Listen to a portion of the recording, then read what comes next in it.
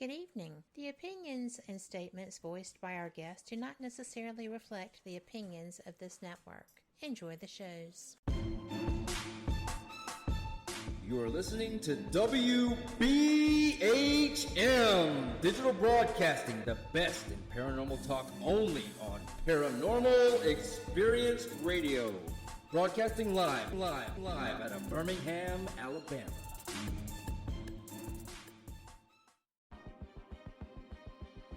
And welcome to the Full Spectrum Project, everybody. We are really happy to have you here. I am your one of your hosts, Brian Clune, and I am here with my co-host. How y'all doing? This is Pete Haviland out of Houston, Texas.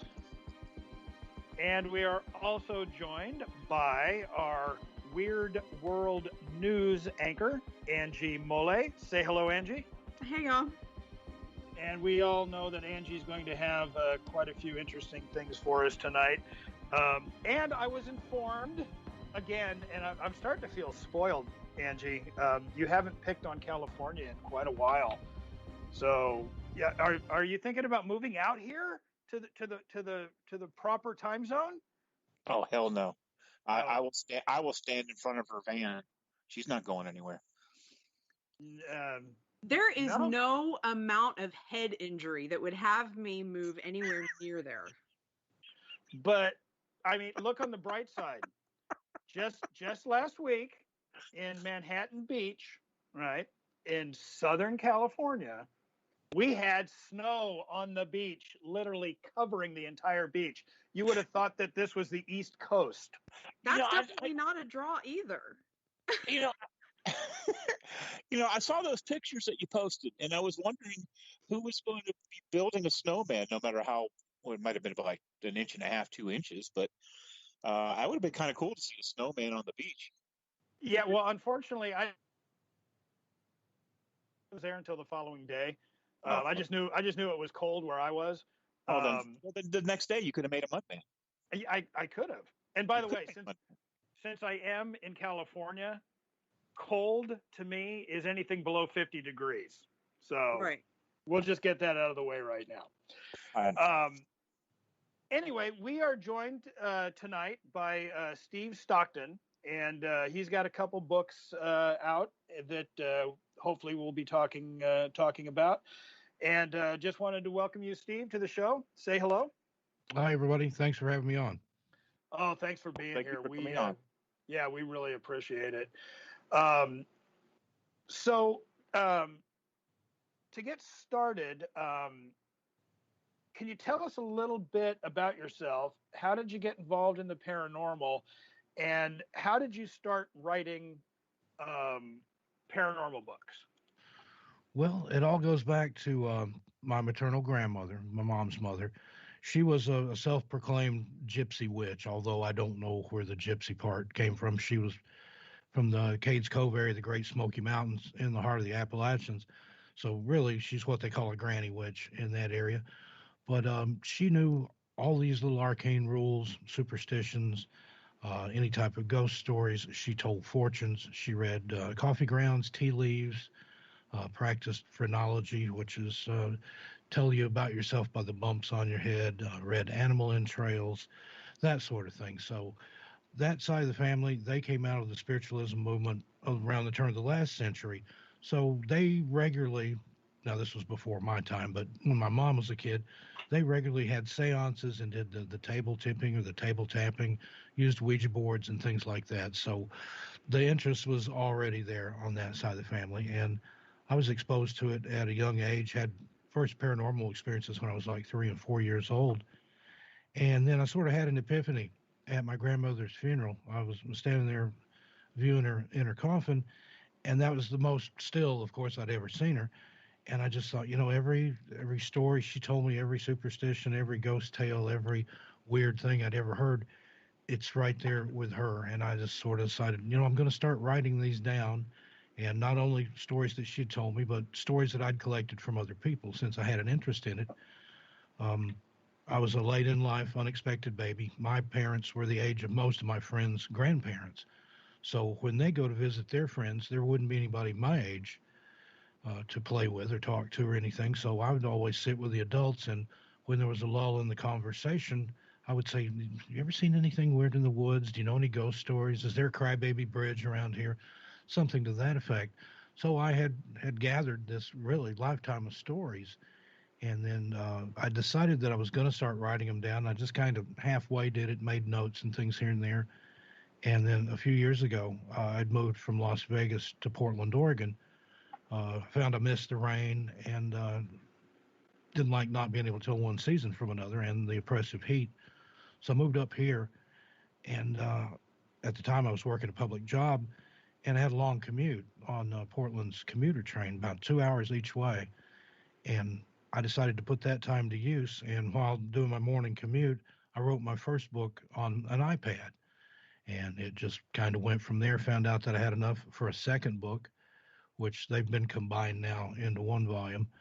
And invariably, when I would go on a show like this and talk about those books, either the host or if it was a call-in show, somebody would want to know, well, what about you, Steve? Have you ever had any paranormal experiences? And yes, a lifetime full of them. And I would trot out one or two or three. And I thought, I probably got enough of those for a book. And I did. That's where My Strange World came from. So that's kind of it in a nutshell. So, okay, I have to ask. So you said your grandmother was a gypsy witch. That's what she called herself. So I'm kind of curious, is there a difference between a gypsy witch and a regular witch? And I'm sorry, you had called her something else when a different type of witch when you were telling the story. And can you explain if there's any difference in any of those terms?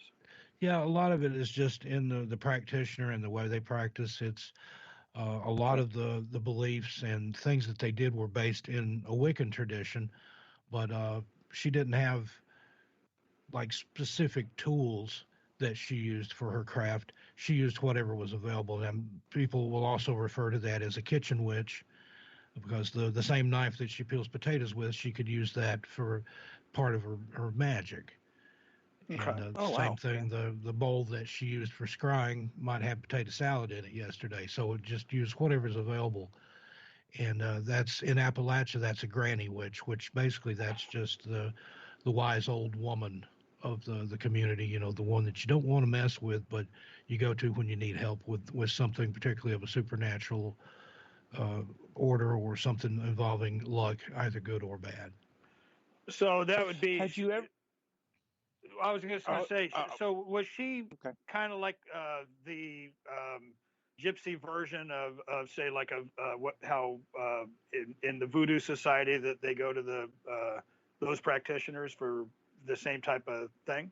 Yeah, people in the community where she grew up and where she lived would come to her, like I said, for to remove hexes, to get curses lifted off, or to change their luck, or to get a love potion or divination into their future as to who would they marry and would they have money and things like that. Just the typical things that people go to a seer for. Okay. So Had you ever seen her work? Had you ever seen her work with a with a client? And what were your thoughts if you did? No, that was something that she always did in private. She took, they lived in a big old Victorian farmhouse, and she had taken the dining room and turned it into a combination sewing room and fortune-telling parlor, for lack of a better word. Okay. And she always worked in private. There were heavy blackout drapes in there and curtains over the doorways. So, yeah, when Granny was doing her business, you knew to leave her alone, especially when I was just a kid. She passed away when I was 13. So a lot of being around her was when I was like 8, 9, 10 years old. And, yeah, you were banished from that part of the house while anybody was over there. So I never saw her work, but I talked to people later on that in life that I would meet and say, oh yeah, I knew your grandma, she made a charm for me, or she told me about my future husband and she was right. So things like that. I've heard about it kind of in reverse. But, okay. Did she happen to pass her craft on to anybody in the family? Well, she tried to school me as much as possible. Now, she had 10 kids. She had 9 boys my mother being the only girl, and they had a dairy farm, and back then that was the cheapest way to get farm hands was to have a bunch of kids. Yeah. And of course, having 9 brothers, I couldn't, or my mom having 9 brothers, I couldn't get away with anything. She had seen every trick in the book because she was kind of right in the middle. But And you being one of the last or the last, your life was probably pretty much hell. yeah, and so I had a lot of cousins, more than I can count, because several of my uncles had been married several times.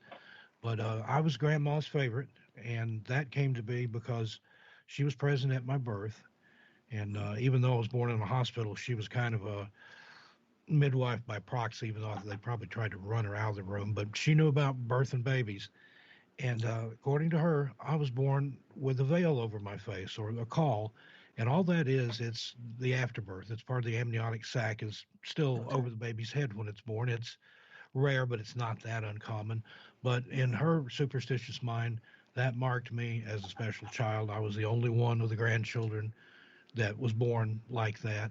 And therefore, like I said, in her sight, it marked me as a special child, one with powers and gifts and second sight and all kinds of things. It's, again, just a bunch of superstitious mumbo jumbo as far as I can tell, but I do have certain empathic abilities and things like that. And that was what she had. She would have ways of knowing things that she shouldn't have known, just period.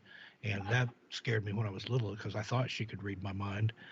And she looked like a witch. She was probably weighed 89 pounds, looked like a beef jerky or something, just old and wrinkled and kind of humped over from years of farm work. But she could fix you with an evil eye, and put you in your place, make you be quiet if you were acting up. That's for sure.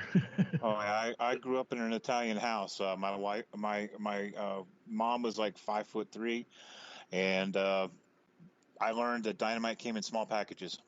Yeah, and they used to say that they talk about women being easily bruised fruit, and Granny would say, that she's not any peach, she's a stone, that she's as hard as a pine knot, that the only thing Grandpa was afraid of was Grandma, and that was the truth.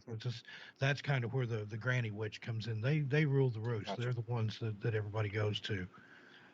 So I might have to talk to you after the show to see if you can whip up some sort of a potion where I can give Pete a bunch of warts, because I think he'd look really good all wartied up. Well, I don't know how to give them necessarily, know how to get rid of them. That was one of the things you could do. If you had warts, you could rub a stone on them and then leave that stone where somebody else would step over it, like at a door jamb or near a walkway.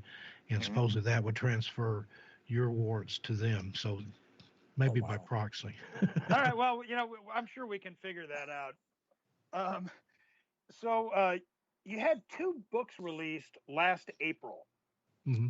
Strange Things in the Woods and My Strange World. Can you give us a brief idea of what we would find in those books?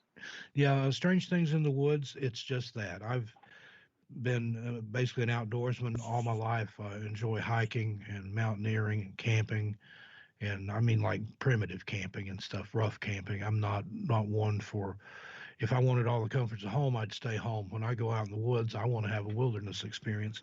I hear that. And but I found out that just, there's something strange out there in the woods, strange things in the woods. There, you see things out there that you don't normally see, that you don't think about seeing. There's a strangeness out there, particularly you get into the national forest or someplace that's true wilderness, and you realize that you're not the apex predator anymore. Not only are there animals and things out there, but there are other things out there. If you believe in Bigfoot and Dogman and things like that, there are unexplainable things out there in the woods. So that was kind of the theme of the first book, was anything that had been seen in the woods that was out of the way. Now, for the most part, it's weird stuff or frightening stuff or supernatural stuff, but there is some in there that's not that weird at all, and some that had plausible explanations that were explained at the end of the story. And that was, like I said, if any story that I'd come across, if it was happened in the woods, I mean, I had ones that had happened in the city or in the barn or in the farmhouse, but for this book, the focus was on things in the woods, and I found that worked really well for that one. Now, And then My Strange now World, that's just my stories of my personal experiences. so with the Strange Things in the Woods, I was kind of looking through it, and it seems like you have some stories, some personal stories of yours, and stories that you gathered from other people. Is that a fair assessment? Yeah, not so much my stories in that book, but I maybe anecdotally or talk about something that I've experienced. So most of those are from other people that I collected, and it'll have, as told by or who told it to me, first name and initial. Okay. Now, one of the, I believe it was the first chapter in Strange Things in the Woods. It was titled "The Flying Piano." Mm-hmm. I really need to hear the story behind that one. Yeah, it was a flying organ, and that happened to two of my uncles on my dad's side. They're from Middle Tennessee, the Cumberland Plateau area, and this happened in the 1930s. They lived on a farm too. They had several hundred acres that backed up against what's now the Big South Fork National Wilderness area, and they had finished their chores one summer day and had gone down to the creek to cool off. And from the house to the creek, it was probably, a mile or mile and a half. So they were out in the woods. And again, this is an unpopulated area. There weren't many families that lived back in there anyway, in this part of the hills. Nearest neighbor several miles away. Well, they're sitting there in the creek in this little area, and they hear what sounds like a pump organ, a church organ. And they hear it coming up like the little hollow where they're at there, but it's up above them. They can hear it. It sounded like it was above the trees. Now, this was a clear summer day. They said there wasn't any clouds or anything in the sky. Certainly nothing like an airplane or anything like that. Again, flight was pretty much in its infancy that time, and there wouldn't have been any reason for anything to be flying over that area. But they said it sounded like a church organ, and it was playing a tune, but they couldn't recognize the tune, but it was playing something that sounded musical, passed right over their heads. So again, they didn't see anything, and then went over and up like the next hollow, went up a ridge and out of earshot. Now, what on earth it was, who knows? Now, that's a lot of these are one-offs. That only happened one time. I've been to that area many times since that happened and never heard anything else. That was the only time they heard it. But that's just it. There's strange things that happen out there that have no explanation, that sometimes it's just a single occurrence. Yeah, but still, I was like, okay, a flying piano or a flying organ. It was just one of those things that kind of caught my attention. It was like, wow, okay. Yeah, it boggles the mind. But they both told the same story, and they swore it it happened when they were kids, and that story never varied until they were into adulthood and beyond. It never changed. Yeah. To be perfectly honest with you, I'd really like to run into that myself one of these days. Yeah, that one, it's fairly benign. It doesn't seem like anything that could hurt you. Might make you hurt yourself if it scared you, to the point, because they ran away after it had already happened. But yeah, I would enjoy something like that myself, something unusual and out of the way that I didn't think was trying to hurt me or harm me.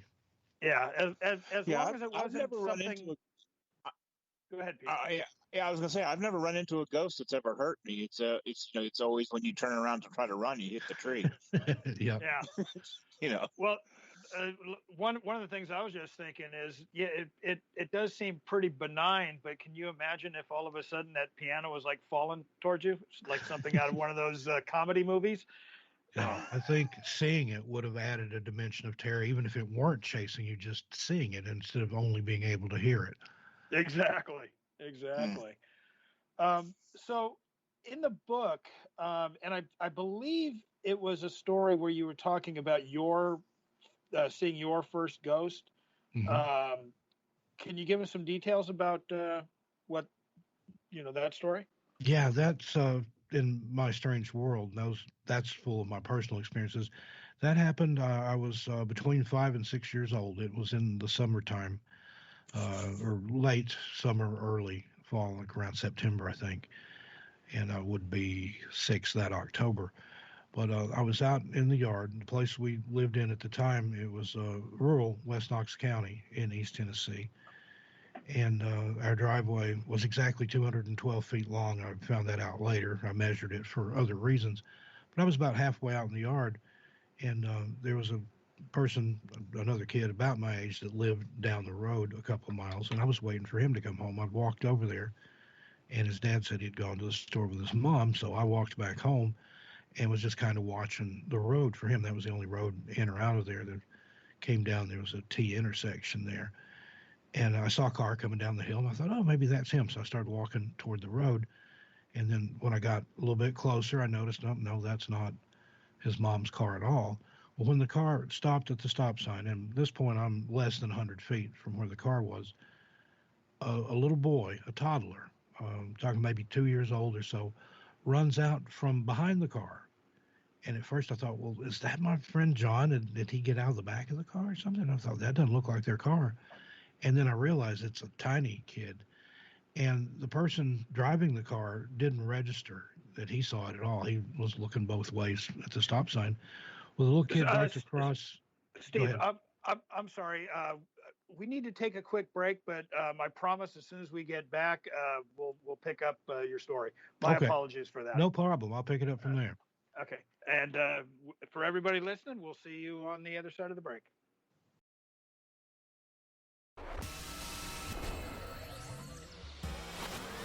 You are listening to WBHM Digital Broadcasting, Birmingham, Alabama.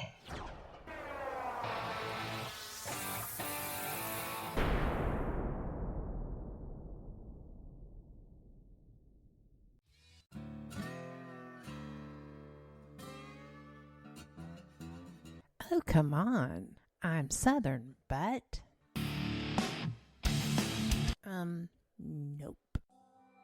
That'll do. Hello, I am Kat Hobson, host of Paranormal Experience here on WBHM Digital Broadcasting out of Birmingham, Alabama. I enjoy having guests from all areas of the paranormal, from ghosts to ufology to cryptids and beyond. You'll find some of the best researchers in their fields bringing you some great information. Join me on Wednesday nights from 8 to 10 p. Eastern here on WBHM Digital Broadcasting.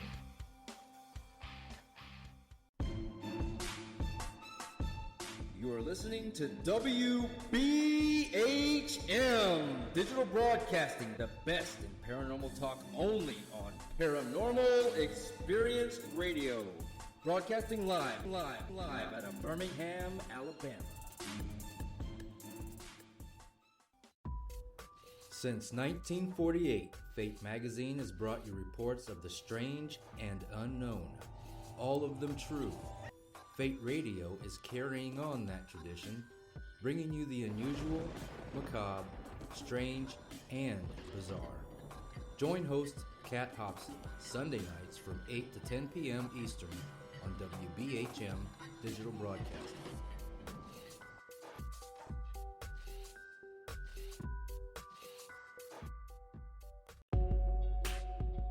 You are listening to WBHM Digital Broadcasting, the best in paranormal talk, only on Paranormal Experience Radio, broadcasting live out of Birmingham, Alabama.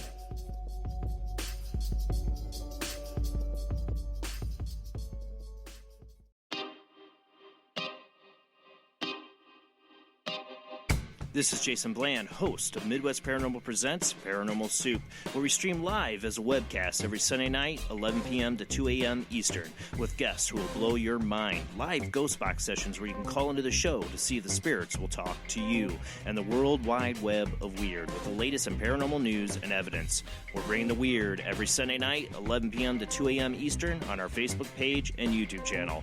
Don't forget to follow and subscribe.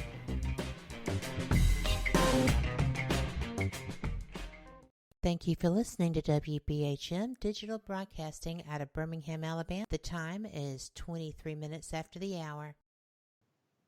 And welcome back to the Full Spectrum Project on WBHM-DB out of Birmingham, Alabama. If you haven't already joined the chat room, please go to WBHM-DB.com and click on our show banner. And if you would like to call in with questions for our guest or the host, you can call in to area code 205-533-7982. And we've been talking to Steve Stockton, and he was telling us a story about his first ghost experience. And I believe where we left off, there was a small child that was about to get hit by a car.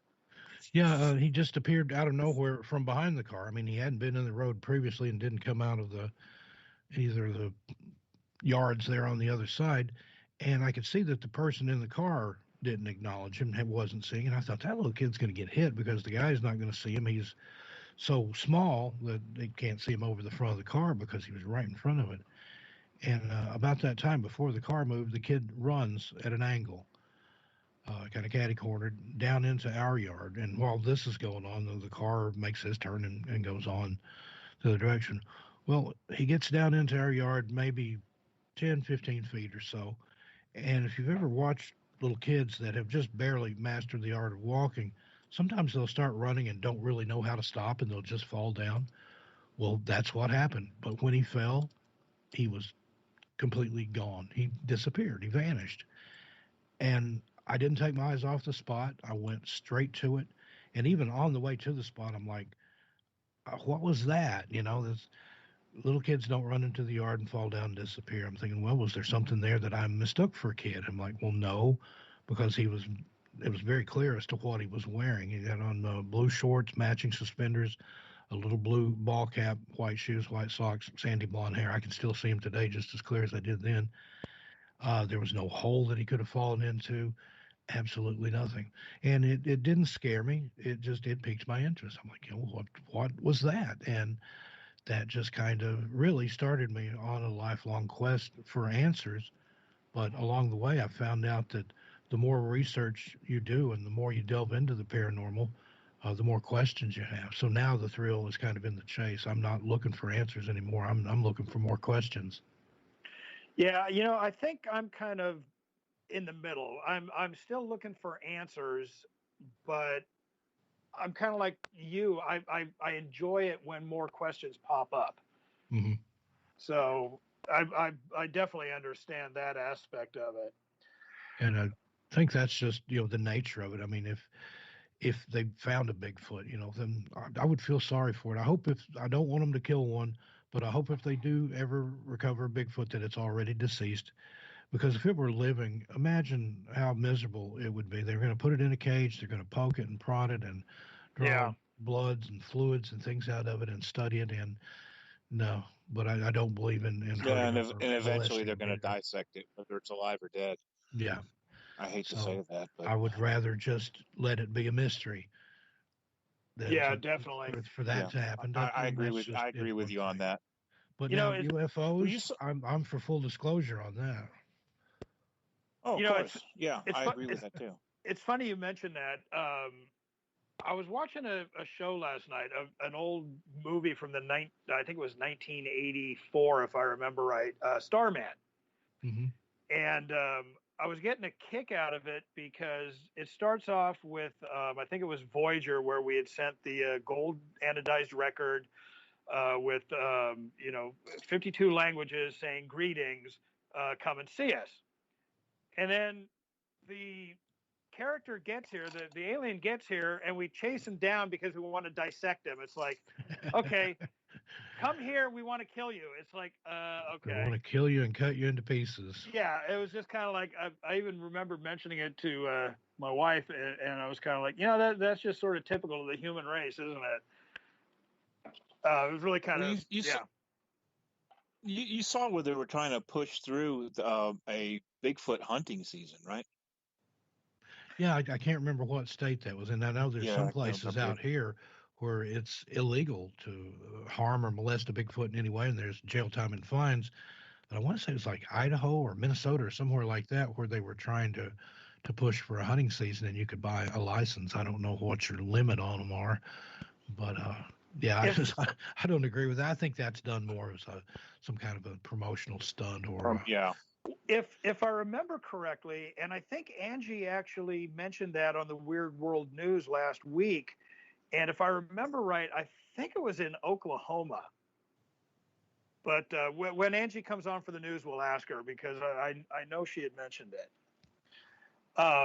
So, speaking of animals, you have a chapter in Strange Things in the Woods about crying kittens. What was that all about? That also happened to some members of my dad's family. On the farm there, they had an old, what they called a barn cat or a farm cat that stayed in the barn and caught mice. Well, somehow she had a bunch of kittens, and she wasn't interested in the kittens at all, and they passed away. There's like 6 of them in all, and they felt bad for the kittens, and they put them in an old hat box that they got from their mom, took them down by the creek where it was easy to dig there in the bank, and buried them.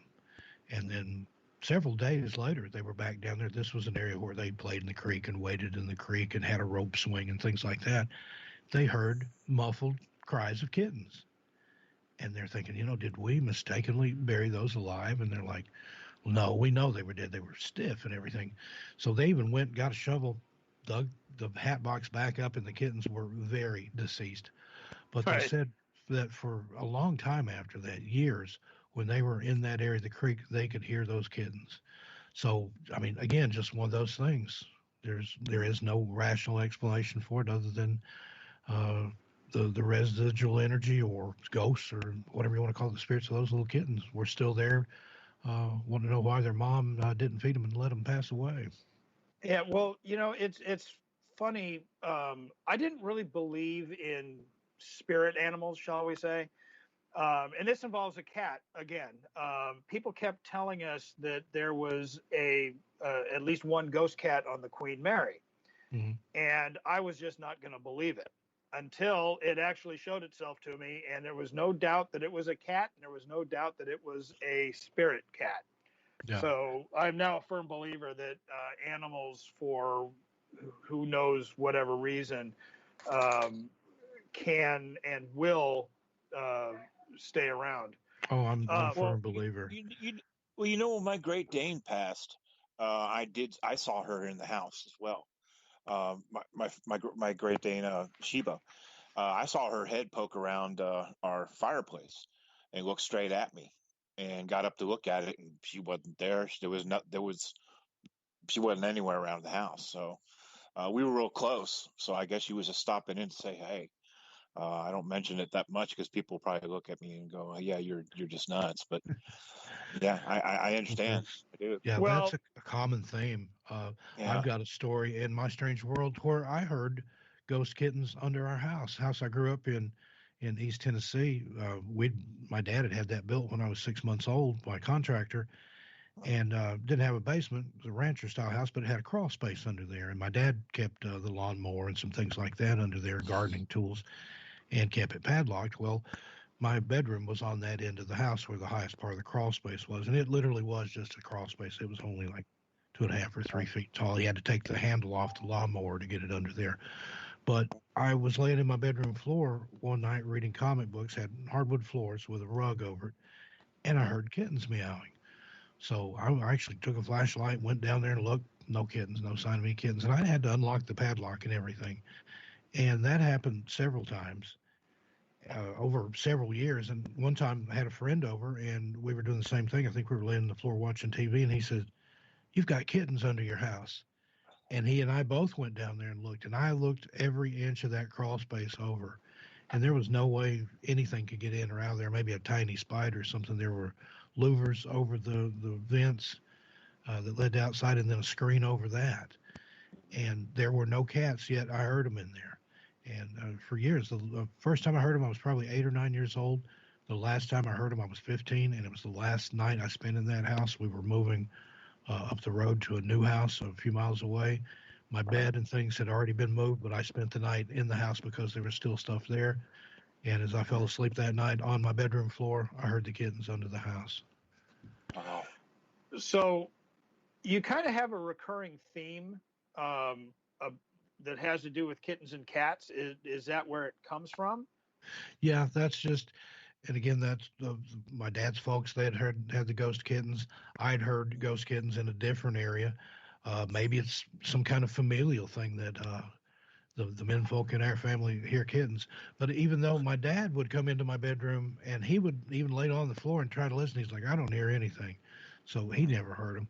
But just animals in general. I've got another story in there of a guy that had a prize hunting dog. He hunted raccoons and had a Walker Hound, which is a real desirable type of hunting dog that's rather expensive. And it got its leg caught in a barbed wire fence and got infected and ultimately passed away.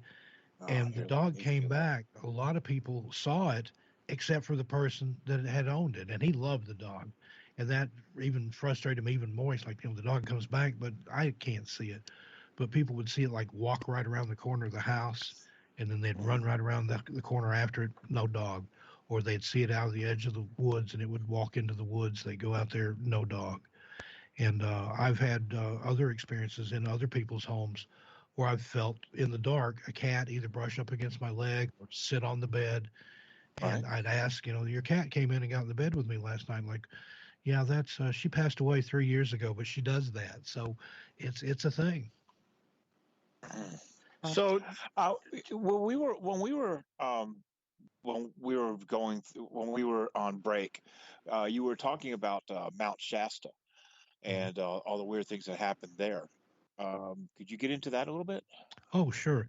Yeah, I have a YouTube channel, Missing Persons and Mysteries, and that's one of the things they cover on there. I narrate the channel, and we look at things in national parks and national forests and things here, particularly in the U.S. Well, Mount Shasta, there's been a lot of unexplained disappearances there. There's legends and stories going back to the First Nations people there of rocks that can open up and swallow people and then close back up, crush them, and then spit them out later. And if you follow Dave Politis' work, some of the people that go missing that are later found, they'll be in a boulder field, and they look like they've been dropped from a considerable height. But I thought about that. If you'd been inside a rock and crushed and then spit back out, you might look like you'd fallen instead of that. Also, Shasta, there's stories of a city of gold inside the mountain. There's all kinds of UFO activity that's been there over centuries.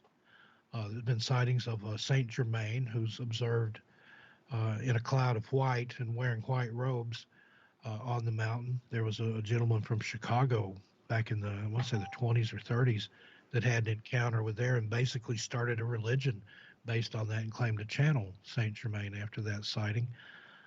There was a little boy that had gone missing there a few years ago, and he was found later, and he claimed that he had, well, it was the way it happened. They'd found him, and he didn't really talk much about what had happened, but one day he was talking to his grandmother, and he said, I like you better than the other grandmother. And she said, oh, you're, thought he meant his mom's mother. And he said, no, the robot grandmother. And she's like, what are you talking about? This kid's 5 years old. And he said, well, remember when I was lost in the woods? And she said, yeah. He said, well, there was another grandmother that looked like you, but it wasn't you. She was a robot. And she took me in a cave and fed me berries and went through this whole detailed scenario where she had tried to get him to defecate on a piece of paper, and he wouldn't do it. And finally she said, you're just not cooperating, and took him back and put him on the path where he was found. And he claimed that in the cave there were skeletons and old weaponry like guns and swords and things that were rusted over and had cobwebs on them. So there's just all kinds of weirdness in Mount Shasta, anything you can think of, basically. And I've been there. I haven't gotten to camp or do a lot of hiking there, but there's certain areas like that just you can feel it. It's a palpable energy. Another place like that is Joshua Tree in California. There's some kind of power spot there. I've been there. It's you can be walking around Joshua Tree, and then all of a sudden, I mean, you'll be feeling fine. Then all of a sudden, you'll start getting these weird feelings. Yeah, I've often wondered about that.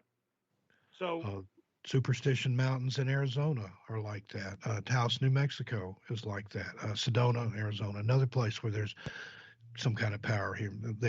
Here in Oregon, Southern Oregon, you got the Oregon Vortex near Crater Lake. Isn't in Taos where they have that hum? that everybody hears in that that city. Yeah, they have one there, and then Well, they I have don't know one if it's up everybody, here but it's a good farther portion. north than where I'm at in the Seattle-Tacoma area, the Tacoma hum that they Okay. talk about. It's just there's no explanation for it yet. Not everybody hears it, but a lot of people can hear it and even feel it, like a dynamo or something under the ground. You feel it kick on, and you feel the vibrations from it, but there's nothing there. Not supposed to be anything there. Right. That's Well, you had mentioned Joshua Tree. What happens in Joshua Tree that you feel bad or something comes over you? Well, again, it's one To of those both of things. you. There's supposedly a portal or vortexes there, vortices. Okay. My partner on the Missing Persons and Mysteries channel, Mhm. he actually got lost in Joshua Tree and was in there for several days. We've got a video about his experience on the channel, Okay. and he saw these humanoid figures that came to him in the night and basically observed him. And he thought he was going to die, that he was, that these were things that had come to take him away. And he survived, obviously, but that was not the only strange experience there by far. That's another place where people go missing. And we covered a case last year where a man had gone missing in the park. And I think they did find his remains. But there's just something weird there. If you've ever heard of a country rock singer named Graham Parsons, who basically invented the country rock genre, his friends stole his body, stole the coffin at LAX, drove it out to Joshua Tree and burned the body there under a rock, because that's, according to them, that's what Graham would have wanted. And he died there at, I think it's room 23 or 24 at the Joshua Tree Inn. He overdosed. And I've actually stayed in that room with some people one night. We had a seance there and tried to contact him, but didn't get anything. well, he was busy, sitting around the campfire apparently. Sorry, it was there. I had to say it. Sorry, Pete. That's okay. No, it's all right. It's all good. It's all good. Well, you had mentioned on the break that you had worked with David Paulides. I think it's Paulides. There's a Paulides. It's Paulides. Haven't worked Paulides. with him. We've been on some of the same shows, just not the same time. I have corresponded with him about some cases, particularly the Dennis Martin case. He's a real cool guy. He's a good guy, and he and his team do the research. It's the Can-Am Missing Project. Yes. And his books are just exceptional. I'm not sure how many volumes he's up to now, but he's gone back and dug into these missing person cases and through Freedom of Information Acts when he can get them and things like that. It's just astounding, the stuff that he's come up with. Now, we cover a lot of those same type cases and beyond.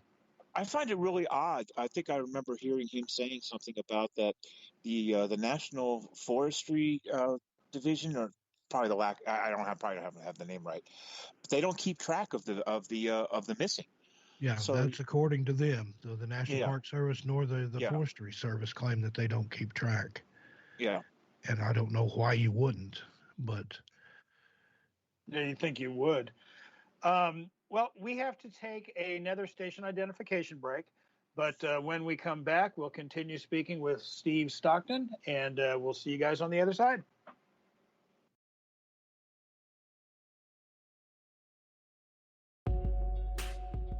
You're listening to WBHM Digital Broadcasting, the best in paranormal talk, only on Paranormal Experience Radio, broadcasting live out of Birmingham, Alabama.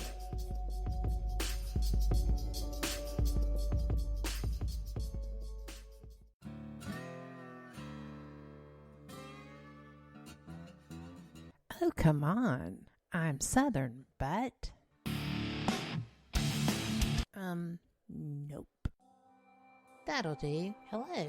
I am Kat Hobson, host of Paranormal Experience here on WBHM Digital Broadcasting out of Birmingham, Alabama. I enjoy having guests from all areas of the paranormal, from ghosts to ufology to cryptids and beyond. You'll find some of the best researchers in their fields bringing you some great information.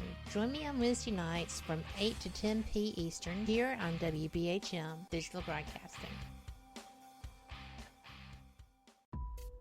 Since 1948, Fate magazine has brought you reports of the strange and unknown, all of them true.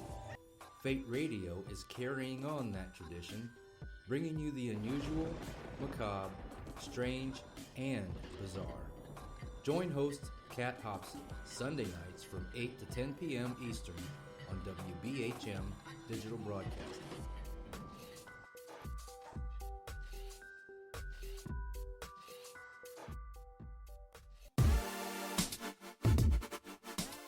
You're listening to WBHM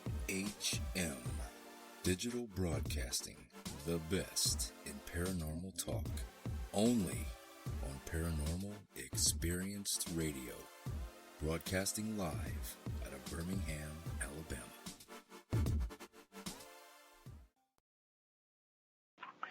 And welcome back to the Full Spectrum Project on WBHM-DB out of Birmingham, Alabama.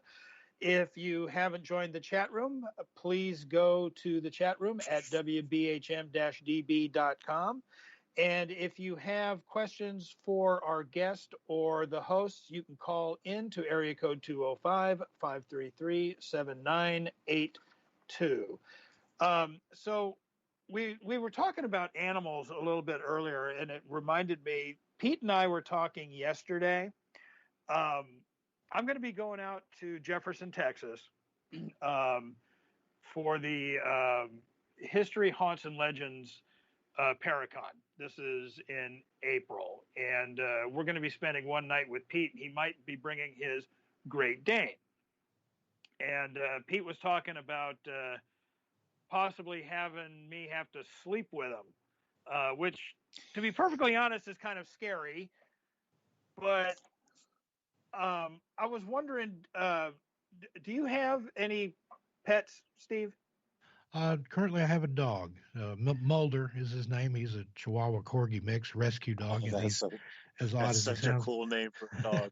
And I had a cat named Scully, but when my daughter moved out, she took the cat with her so she wouldn't be lonely. But I had Mulder and Scully here. I'm a big X-Files fan. That is so cool, Steve. It really is. So cool. So Pete lets his giant Great Dane sleep with him. Do you let your Mulder sleep with you? Yeah, like I said, he's a Chihuahua Corgi mix. He's not very big. He usually sleeps down at the foot of the bed, but sometimes he'll venture up and get on the pillow. But I think I snore, and that kind of runs him down to the end of the bed. But yeah, he being half Chihuahua, he's cold-natured, so he likes to curl up, usually behind my knees or right at my feet, and then try to get warm. Gotcha. I was kind of surprised that only 29% of pet owners actually let their animals sleep with them. So I kind of was thinking, all right, my son just got a new pet. So I was like, all right, well, let's see if this kind of helps get him used to, being with the family. My son was a bit upset because the goldfish died. So apparently he wasn't really good sleeping in the bed. So it was just one of those things I wasn't really thinking about it. So, hopefully Steve, he'll apologize. He does this every once in a while. I'm sorry. Oh, that was a good one. I'm going to steal that one from you. I'll use that on something. Whenever he starts getting on a tangent, we're on pins and needles, and it's like, is this going to be a good one, or is this going to be a bad? Your teeth and your hand hovering over that button, the 5-second dump button there, so it doesn't go out on the air. Well, we're live. Cat will call us and yell at us if we use any bad language. Yeah, well, just maybe. Well, that's good, though. If you have no delay, you have to stay on your toes then. Yeah. Well, luckily we do have a delay because Pete just has this, trucker mouth, and it's just, God, it's horrible. Horrible. Yeah, that's me. I'm a trucker. Uh-huh. All right. So during one of the breaks, we were talking about a missing person case, the Dennis Martin missing persons case. You seem pretty familiar with that. What can you tell us about that? Yeah, that was really the first missing persons case I'd ever had an interest in. And it was because I was about the same age as Dennis when he disappeared. I think I was 5 going on 6 and he was 6 going on 7, close to the same age, lived in the same area. He was in Knoxville, in the Bearden neighborhood was where he lived. Okay. And that was, even that young age, I'd never consider the prospect of, a real kid just like me, my age and everything, could go missing and never be seen again. You didn't think about things happening to kids like that. Right. And I remember when it was all over the news there in Knoxville that he'd gone missing, and it was at that time the biggest search mission ever in the Smokies. And I remember every day back then, there were 3 papers that we got. We got the Oak Ridge, which was a daily paper, and then the Knoxville paper, the Journal. The Knoxville Journal was the morning paper, and then there was an evening paper called the Knoxville News Sentinel. Every day I'd get all 3 papers and look for news about little Dennis, and clipped all those out. Somewhere I've got 2 scrapbooks full of stuff that I clipped out basically during the first few months when that happened. And even in my child mind, well, he disappeared in the Smokies. That's only an hour and a half away. Maybe he wandered down this way. So I got out on my Schwinn Stingray and rode up and down the road out there in the country looking to see if I could see him. Again, I was only 5 years old, but that one just kind of stuck with me. But hey, you were trying to help. Yeah. But the situation was he and his father, grandfather, and brothers had gone up to Cades Cove in the Smokies on Father's Day, 1969 in June. And they'd gone to an area above Cades Cove there called Spence Field. It's a beautiful area. It's got good views, good picnic area. A lot of people like to go there. And while they were there, they met another family with children who were also named the Martins. And that's just one of the Fortean or strange synchronicities in this case.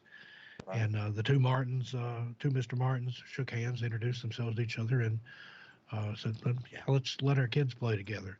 So while the adults are just hanging out by the campfire, whatever they were doing there, the kids were playing, depending on which version you hear, either hide and seek or they were trying to sneak up on the adults and scare them. But Dennis was smaller than the other boys and the youngest, and his father said he observed him go into a little patch of brush there, go around behind it, and he assumed that was either Dennis's hiding spot or where he had gone to try to sneak around and come back up on the adults and scare them. And then a few minutes later, he notices all the other kids are playing, doing something else, playing tag or something at this point, but he doesn't see Dennis anywhere. And he asks the kids, have you seen Dennis? And they're like, no, not since we were playing hide and seek or whatever it was. So he goes to this bush where he saw, or brush, where he saw Dennis disappear, walks around it, goes into it, no trace, no sign of anything. And unfortunately, that was the last time he ever saw his son alive. And he tells the grandfather goes down to the ranger station to try to get some help. Mr. Martin, Dennis's dad, takes off down the Appalachian Trail, which goes right through there, to see if Dennis had wandered off that way or if anybody on hiking through there had seen him. Nothing.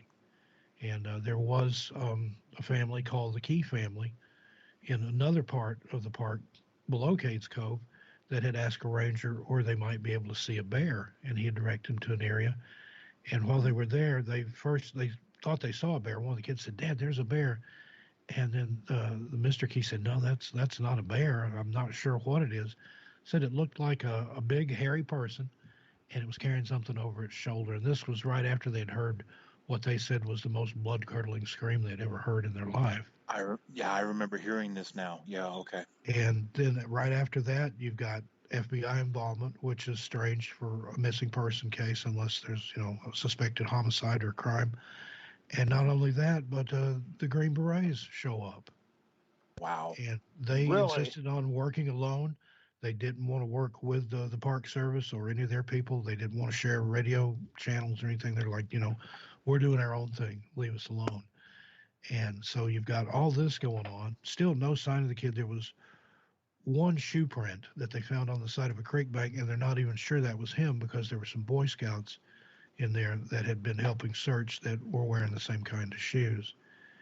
Right. And then years later, the FBI field agent from Knoxville that was over the case, killed himself in a very spectacular fashion. He walked into a nightclub on Kingston Pike there in Knoxville, went out into the middle of the dance floor and shot himself. Oh, Jesus. Wow. So there's just all these weird things that tie into this Dennis Martin disappearance. And again, no sign of him, no clue other than what the Key family saw, and they don't even know what they saw. And that's one of the theories, is that a Bigfoot or some kind of that's what I was wild just going to say that lived in the Smokies And there was the park ranger that led the search, Dwight McCarter. He was a ranger for decades and a well-known, well-respected tracker that helped find a lot of lost people. And he even talked about there being, he just said people that lived off the grid, but the rumors were that there had been wild men in the park in that area of Cades Cove and on over up into the north shore of Fontana Lake. And the strange thing about that, those are also the two most haunted areas of the Smokies, and also some of the areas where people tend to go missing. Huh. So it's a fascinating case, and for that to be my first one to have any exposure to as a child, that's hard to get your head around that. Yeah, I can imagine. And hadn't they? And they never came up with any body parts or nothing. There was a skull supposedly found at some point in the park. The guy was in there illegally hunting ginseng and had found a child's skull and put it in a stump. And then when he finally went back to retrieve it or tell somebody about it, it was gone. But again, that was years later.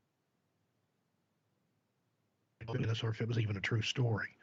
Wow. But no clothing, no sign of a struggle, no blood, nothing. Well, there's been a lot of other missing children too that they end up finding the bodies like miles away and in places that a child would not be able to climb. That I've heard and read about. I can't remember the exact name of the person or case. Number of it, but I remember I do remember something of another child that had taken off. I think they were fishing or something, and he kind of wandered off. And I think the one I'm talking about. I remember that story. I can't think of the specifics. Yeah, I can't either. He had wandered up to some other fishermen. Yeah, wasn't like years later they ended up finding his shoe and some skeletal parts miles away. Miles away, and there was.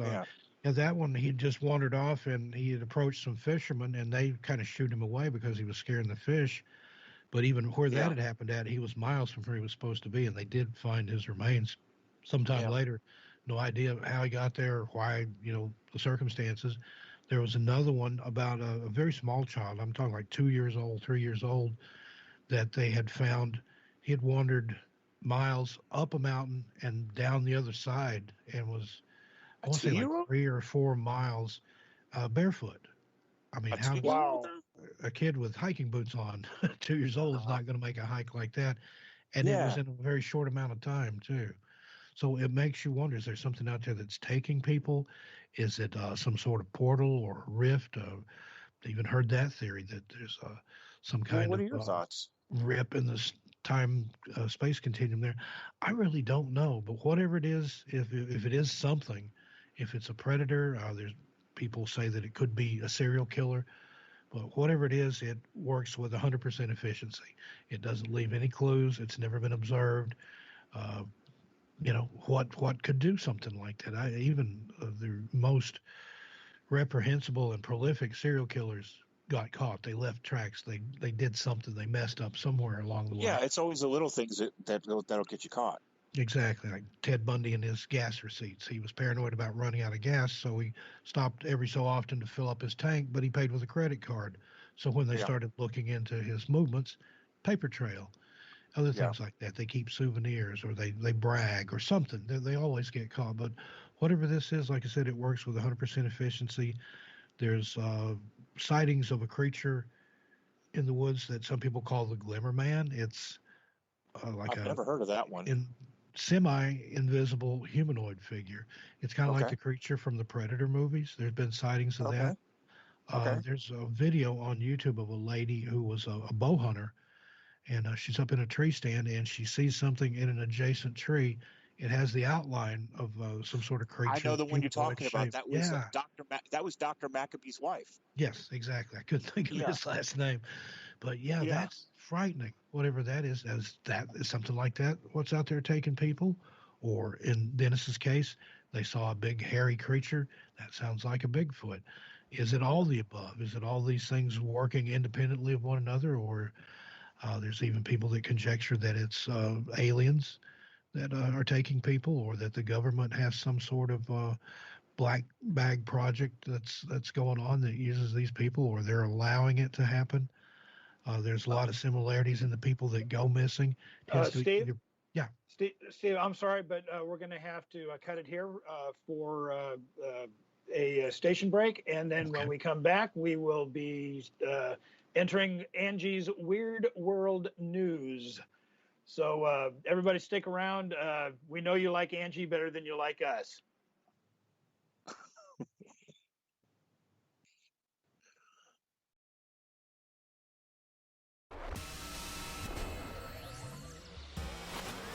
You are listening to WBHM Digital Broadcasting, Birmingham, Alabama.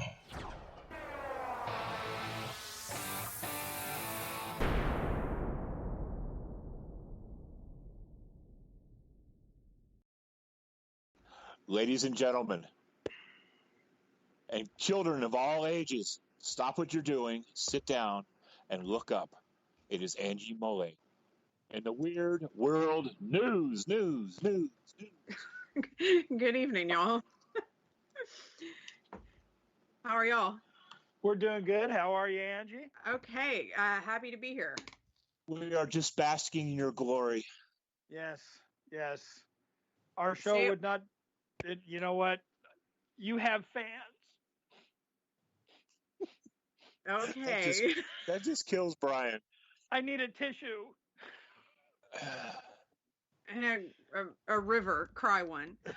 Yeah. Okay, right. I'm sorry. What you got for us tonight, Angie? Well, I'm glad you asked. I'm glad I asked you.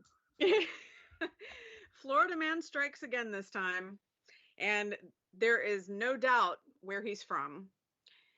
22-year-old Matthew Latham from Hudson, which is near Tampa, sports a solid black silhouette tattoo of the state of Florida right between his eyes. It pairs nicely with the orange jumpsuit he's currently wearing. Oh, beautiful. Wait, Latham called 911. I'm sorry? Orange jumpsuit? Is he like an escaped convict or? Brian, let her talk. Lord of mercy. You'll know more. Okay, fine. I'm sorry. No, okay. I'm just going to leave it there. You have to guess. Latham called 911 4 times between 3:17 a.m. and 4:22 on Sunday. He needed a ride home and had various reasons he didn't call an Uber instead. An officer visited him on the third call, but when Latham said he was really cold, really drunk, and had no money for a cab, the officer left. Latham, of course, called 911 again for a ride, as one does when the cop refuses to call and pay for your cab ride the initial time. The officer returned and at that point arrested Latham for marijuana possession, which he claimed he had no knowledge of being in his clothing, and for abuse of the 911 system. But, I mean, at least he got a ride to somewhere a little warmer for the night. Yeah. I bet he still complained. I'm sure he enjoyed his accommodations. Okay. I'm good. Okay. Okay. A couple in Cape Breton, Nova Scotia, have captured a grainy picture, because of course it is, of an alleged two-headed bird that frequents their property.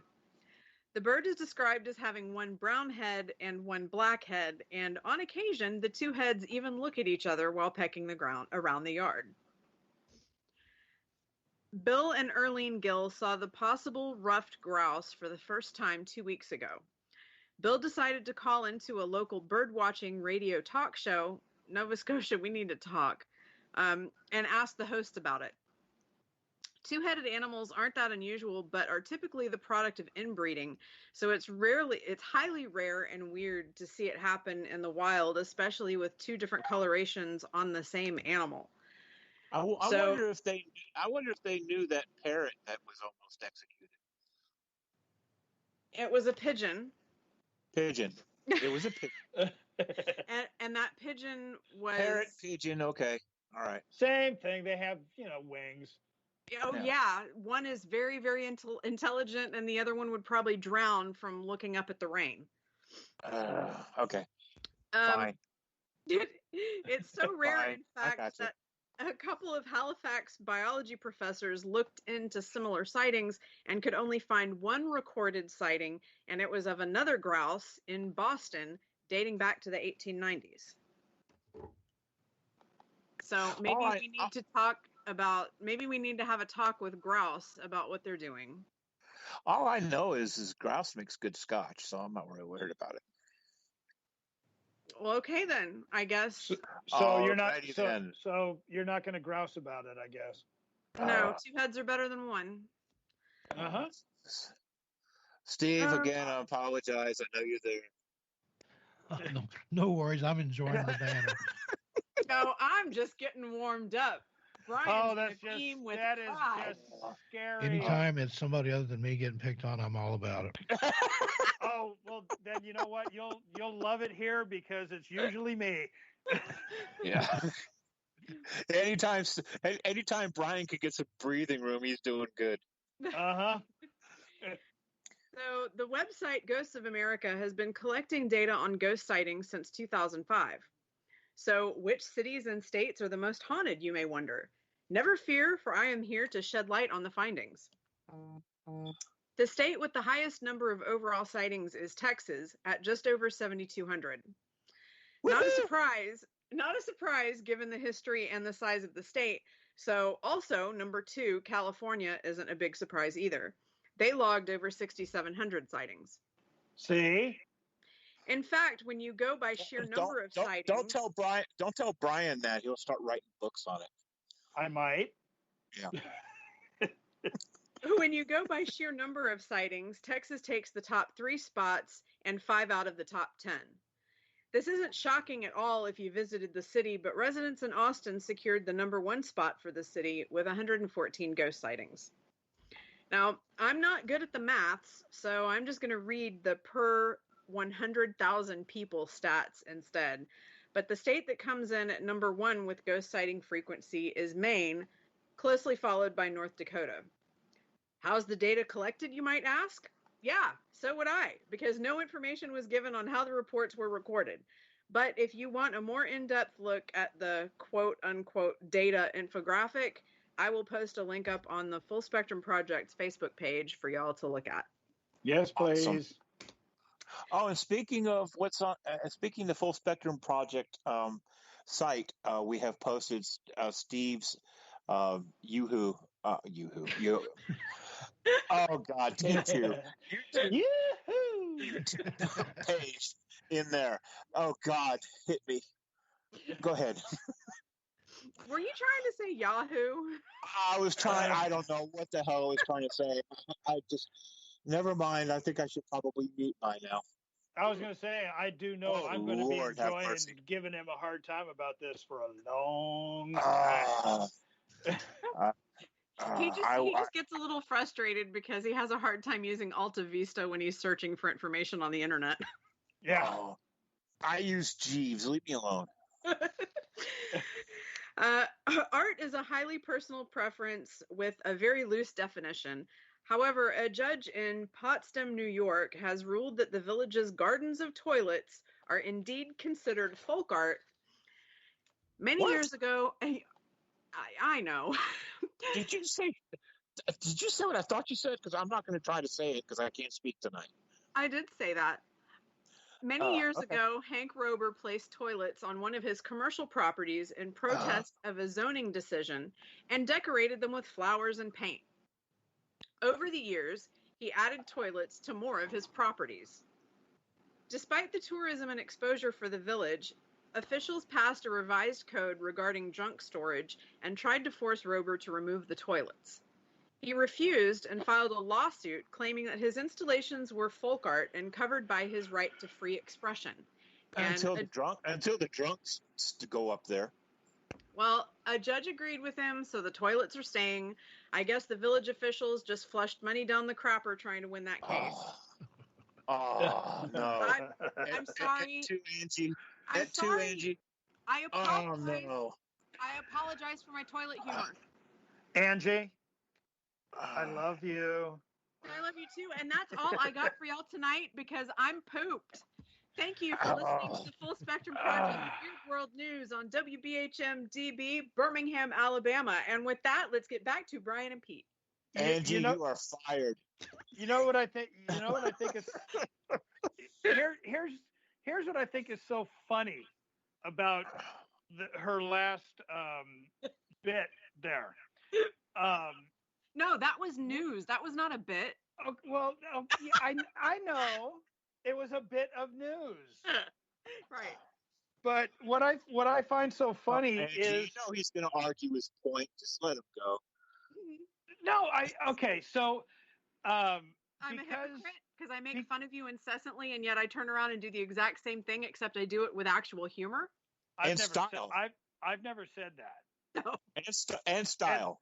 I at least I've never said it with my outside voice. So, oh, right. You know. Yeah. But you know what outside and inside is. Anyway, like I said, what I find so amusing about that is because with spring coming up, Terry and I want to do a little bit of entertaining at the house, and I was thinking, all right, so how can I make things a little bit more Angie, fun? get the stick. For Angie, people? get the stick. No, seriously. So I was thinking what I'm going to do is I'm going to write jokes on all the little sheets of toilet paper.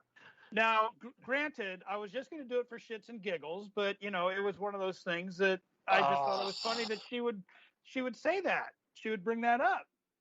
So it sounds like a great idea, except Angie, when the marker bleeds onto. How dare you set him up? Ba-dum-bum. We planned it behind your back. Thank you, Angie. You are welcome. Okay. It's called Steve, serendipity. Steve, help us out here. Do you remember what we were talking about before these folks started? No, I got distracted. I was imagining these folk art toilets. That's just I can see that. I remember years ago up in Kentucky, I came across a place where they were looking for landfill, and some company, I guess a toilet company, had brought literally like a pile of 100 toilets and just stacked them in there. There was literally a mountain of toilets, and I went up there, took pictures of it. I'm like, this is art. You know, this isn't a pile of toilets. This isn't something you see every day. So I can appreciate the toilet humor. Well, you know what? Here's what I think is funny. So we've owned our house for quite a while, and we had a couple move next door. Now they bought the house. They had moved out of a condominium, bought the house, and then apparently expected everybody to conform to what they thought the neighborhood should look like. And with us being right next door, I mean, if we even, you know, if a piece of paper floated down from somebody else's trash can, they'd be like calling the city going, they're leaving trash on their lawn. And I mean, it got to the point where these were like the worst neighbors we have ever had in our lives. All right. And you could, I actually had this plan. Now they actually moved out, thank God, but I had this plan to paint my house purple and pink with yellow polka dots. And in the front yard, I wanted to find a construction site where they were getting rid of a bunch of toilets.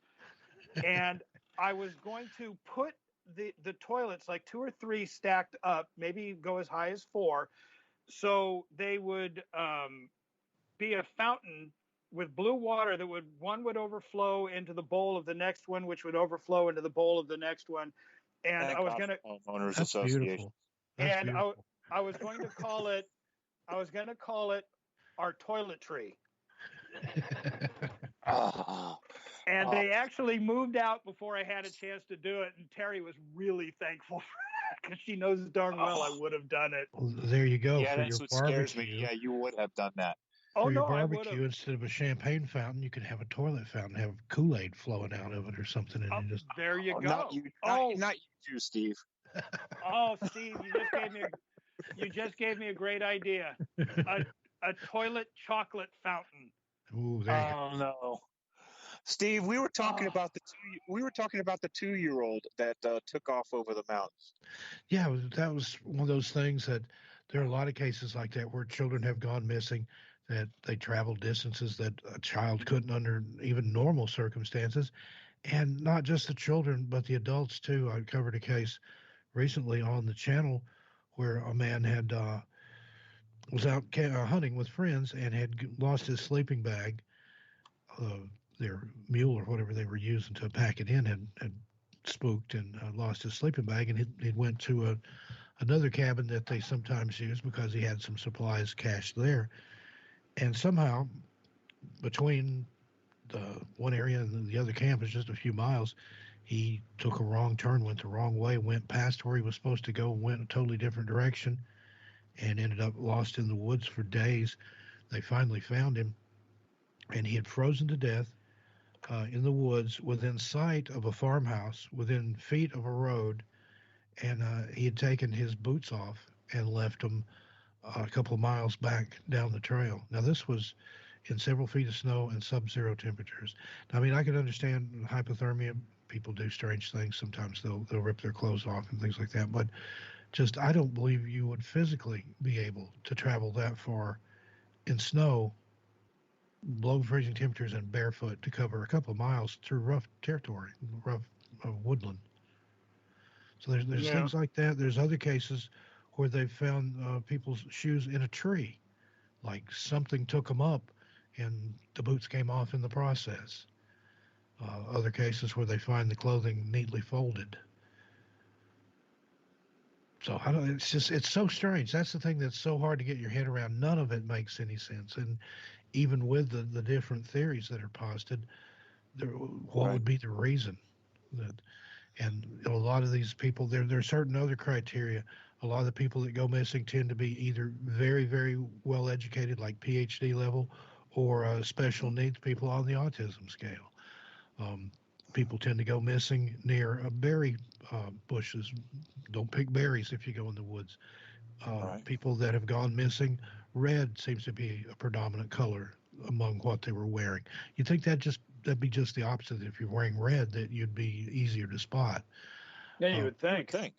Another factor, people of Germanic descent tend to go missing more than any other people. So it seems like there's something going on here, something afoot that's kind of planned out and has sort of specific protocol or something. I mean, it kind of makes sense and it doesn't make sense. And if you look, I also saw that there was a lot of missing hunters too. Yeah, I believe Mr. Pauline said. I keep saying it wrong, and I do apologize. And while speaking of David, we wish him we wish our condolences to his loss and his family. Absolutely, If he listens to our show. If there's anything we can do here at the Full Spectrum Project, please let us know. We send our prayers and love to you. But I saw his video on missing 411 on hunters. And have you dealt with any cases like that? Yeah, the two of the most recent videos I did, it was part 1 and part 2 of a hunters series that we covered for the channel. And again, those are just strange cases. People that were experienced woodsmen. Now, this wasn't just, a weekend warrior or somebody that didn't know what they were doing going out in the woods. These were some cases people that had been hunting those areas for decades. And just, again, once they got separated, once they left the group, that's when whatever happened. And those are just some of the saddest cases were in that hunters videos.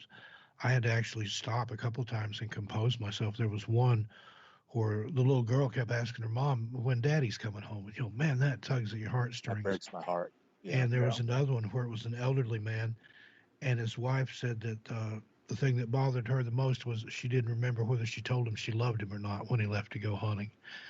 And, man, it's just like, that's just, and that's the thing that one reason we kind of do this is as a service. I mean, it is interesting to watch and to think about, but we have families of some of these people that come to the channel sometimes and say, thank you for putting my husband, wife, brother, son, whoever's story out there, because a lot of these people without any kind of closure, they never give up hope.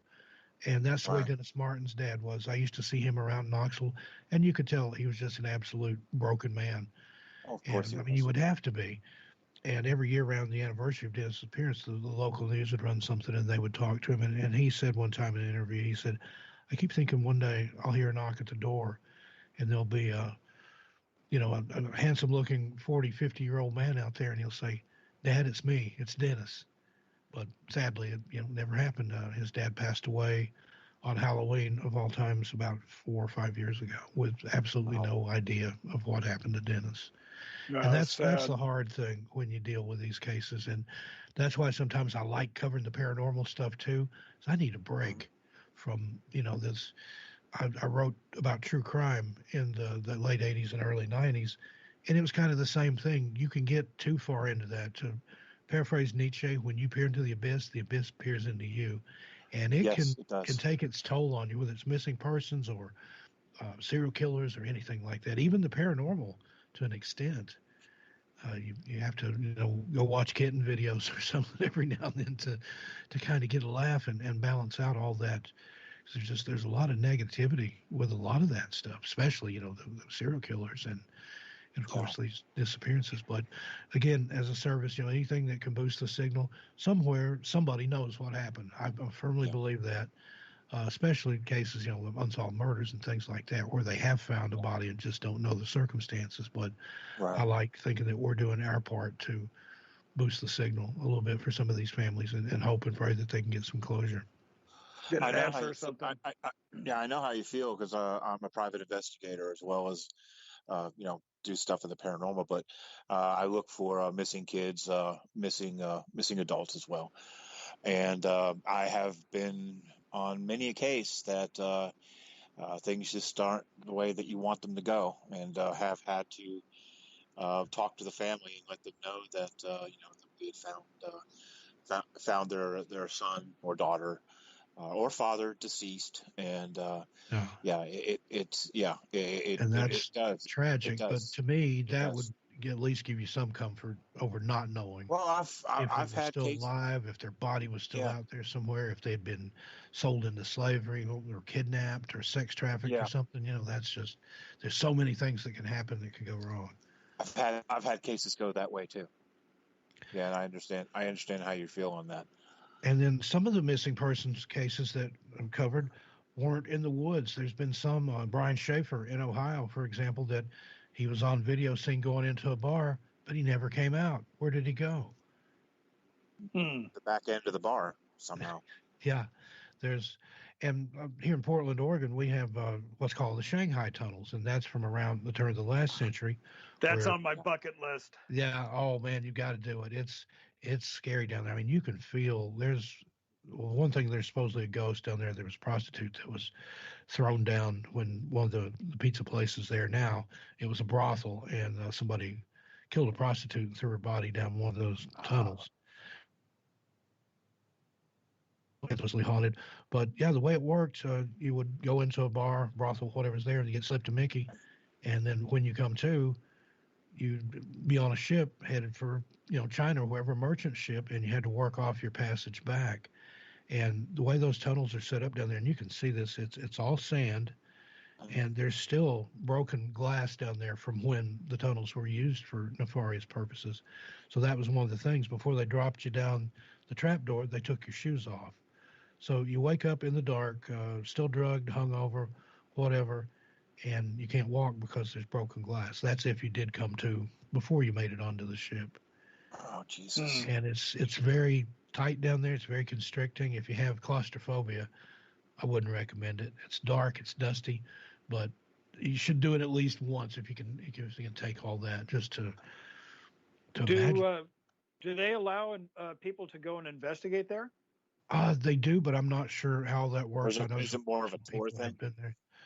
It is. There's a couple of different ways to do it. There's one tour in particular that's guided, that's very, very informative. I can't remember which one is which, but it's Old Town Pizza, I think, Old Time Pizza. I can't remember the name of the pizza joint, but if you look up Shanghai tunnels on Google, you can find it, and they tell you that, Crystal, they're probably not doing it now with all that's going on, but when they are in operation, you meet there at a certain time, and they take you down and take you through and explain what happened and show you a little bit of the things down there. It's actually a lot more extensive tunnel system than what you see. A lot of it's been filled in or bricked off, but at one time it was under several places downtown, and yeah, those tunnels all went to the river. Did I read it correctly that they had excavated some skeletal remains out there? Yeah. That was another thing. From some people, Yeah, because I don't remember if anything was carbon dated or find out how long they were out down there. But I thought I had read something like that. Yeah, there were human remains found there from what I read.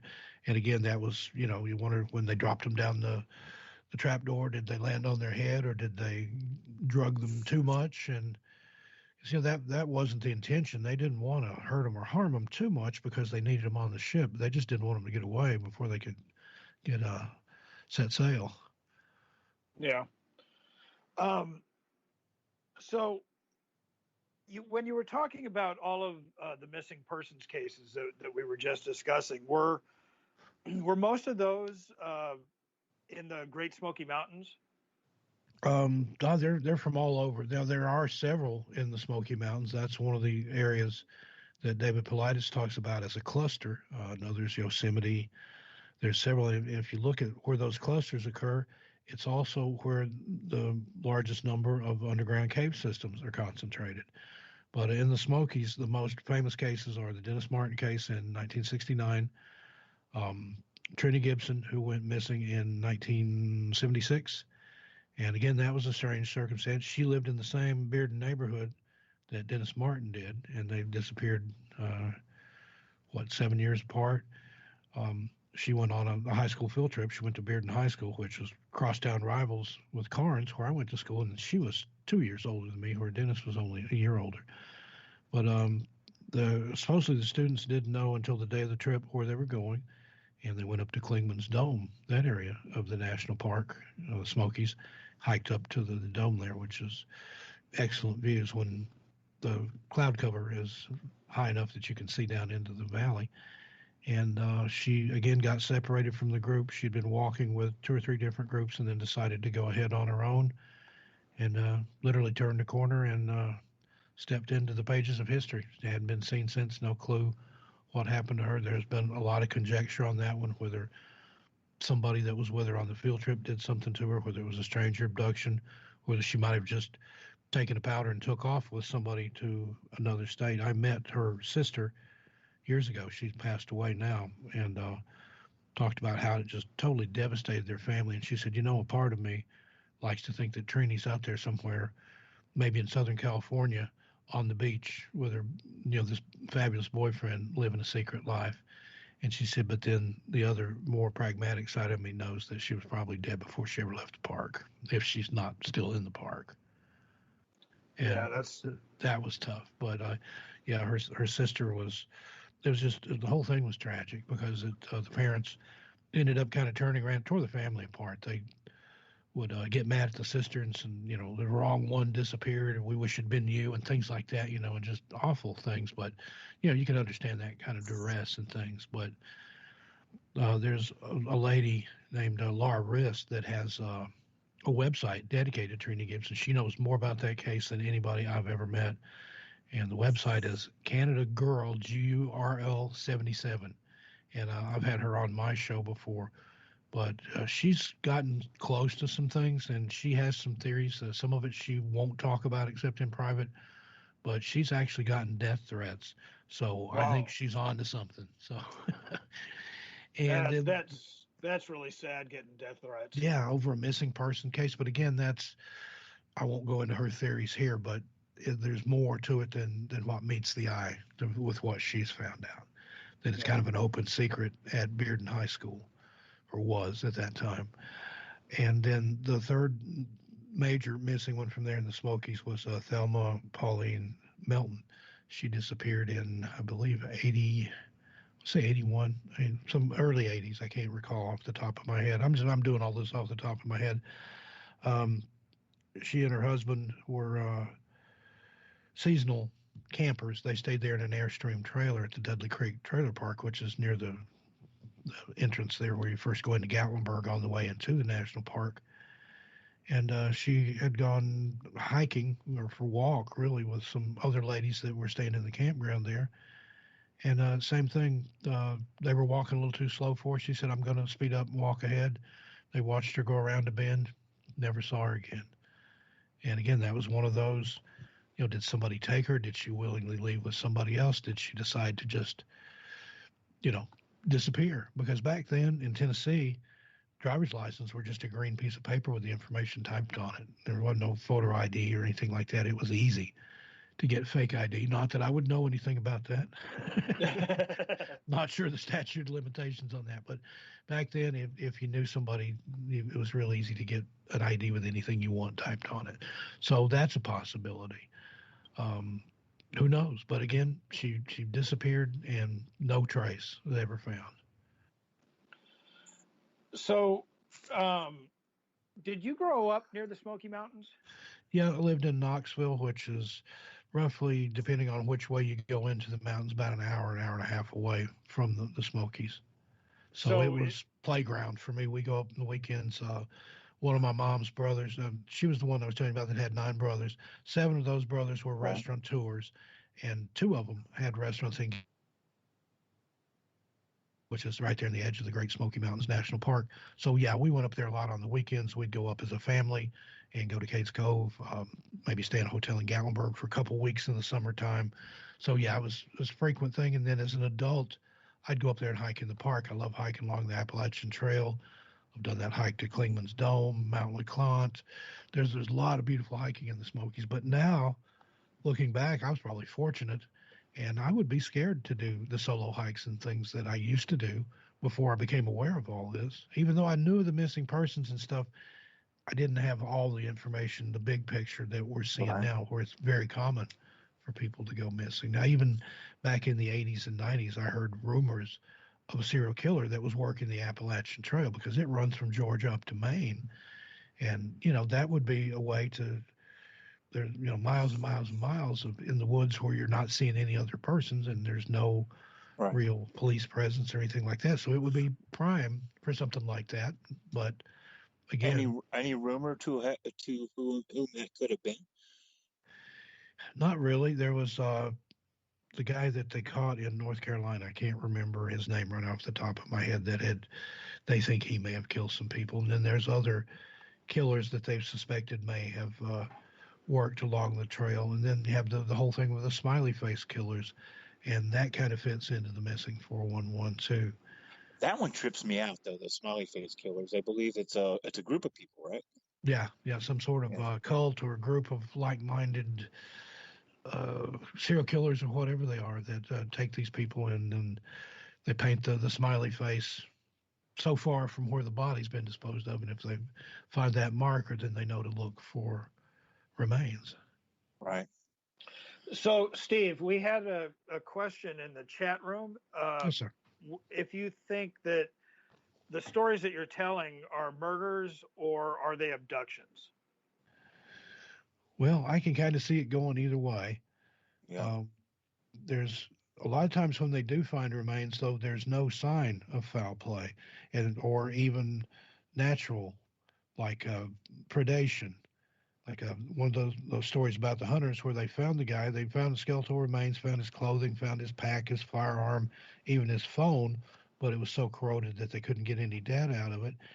And the bones had been scattered, but there was no knife marks, no machete marks, no gunshot wounds, and not even any tooth or claw marks on the skull. So what killed him? He wasn't shot, he wasn't stabbed that they could tell.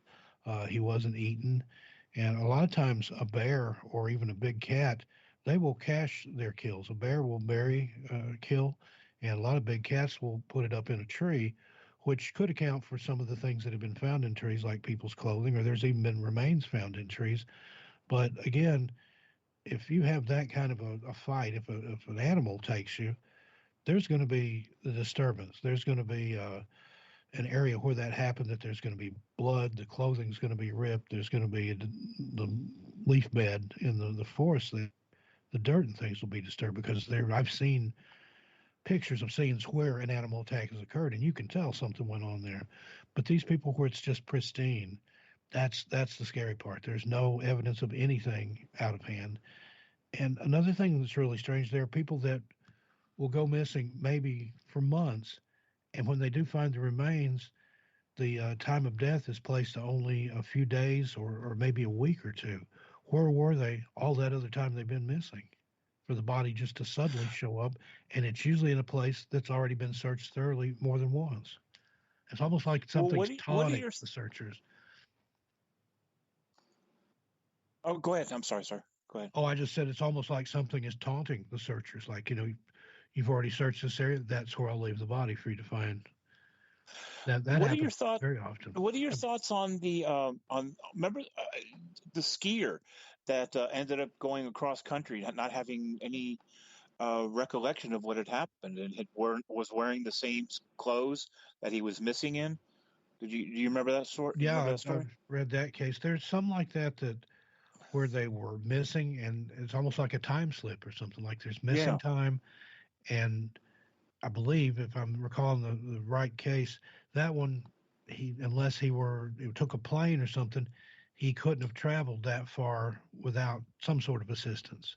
It wasn't a distance that it was like something picked him up, took him and dropped him off in another area in a space, say, a day or two, where it's taken, if he'd driven, it would have taken a week. Right. So those are the really bizarre ones. And some of the ones, like I mentioned, Brian Schaefer, who was seen going into a bar, never came back out. There was another one where a guy had called his girlfriend to pick him up from a bar. She was talking to him on his cell phone, and she's like, okay, yeah, I'm at the address. I'm right around the corner. She pulls around the corner. The guy's not there. She gets out looking for him. She finds his cell phone on the ground, and he's nowhere to be seen, hasn't been seen since. Wow. Another one where a guy had called his parents. He had wrecked his car and told them, I'm in this area. I'm walking. I can see the lights. And so they go out to pick him up. They can't find him. Well, days later, they find his automobile. He's not there. They haven't found him since. But the area where he was at was miles away from where he told them he was at. Just there's so many strange things that go on with some of these cases. And in Manchester, UK, you've got what they call the pusher. They often fish people out of the canal there in Manchester. But the thing about that is, if you've ever been to the UK, they have more surveillance cameras than anywhere on earth. I mean, I lived in Vegas for 7 years, but the UK has got more surveillance cameras than Vegas does. And you know about the eye in the sky in Vegas, but the UK has more. Well, you have these people that there's video, kind of like with the Brian Schaefer case, where you see them going into the pub, you never see them come out, yet maybe 2 or 3 days later, they'll find their body floating in the canal. So I'm wondering if that's almost like a Shanghai tunnel type thing, where there's some way that they're getting them underground out of the pub and into the canal. But it's happened a lot. It's not just, a sporadic case. It's several. So, why would anybody do that? I think that's the big question in all this, is one of the bigger questions, the why and the wherefore and everything. But what would be the purpose? Why would you, just randomly take people from a pub and then either drug them so that was another thing. A lot of people that turn up that have been missing have high concentrations of different drugs in their body. I think GHB or one of the date rape drug, but yet they show no signs of having been sexually assaulted. So, but I've also heard that the body produces that type of drug in its own capacity, but it's usually associated with a high altitude. So again, that would lead you to believe that these people were taken up at some point. It boggles the mind. Yeah, it really does. So you've done quite a bit of traveling. Is that safe to say? Yeah, I've traveled all over the United States and overseas. I backpacked through the UK and parts of Europe in the early 80s. And then in the early 2000s, I spent a year in Southeast Asia. So Southeast Asia, I'm kind of curious, like ghosts in Asian societies tend to be, shall we say, a little meaner than ghosts in Europe and the United States. I mean, they have a lot of hungry ghosts, angry ghosts. I mean, it seems like in Asia and Japan mainly, they have a lot of really vicious type of ghosts and spirits. Is it the same in Southeast Asia? Yeah, particularly in the Philippines, the multos is the Tagalog word for ghost. It's very common, and they're usually a vengeful spirit. I mean, occasionally you'll hear of a nice ghost, but usually it's something meant as a warning, or gray ladies are common over there. A lot of the smaller towns and things, there'll be a story of a gray lady, and when she appears, it makes the dogs howl, and it's usually a harbinger of some sort of tragedy.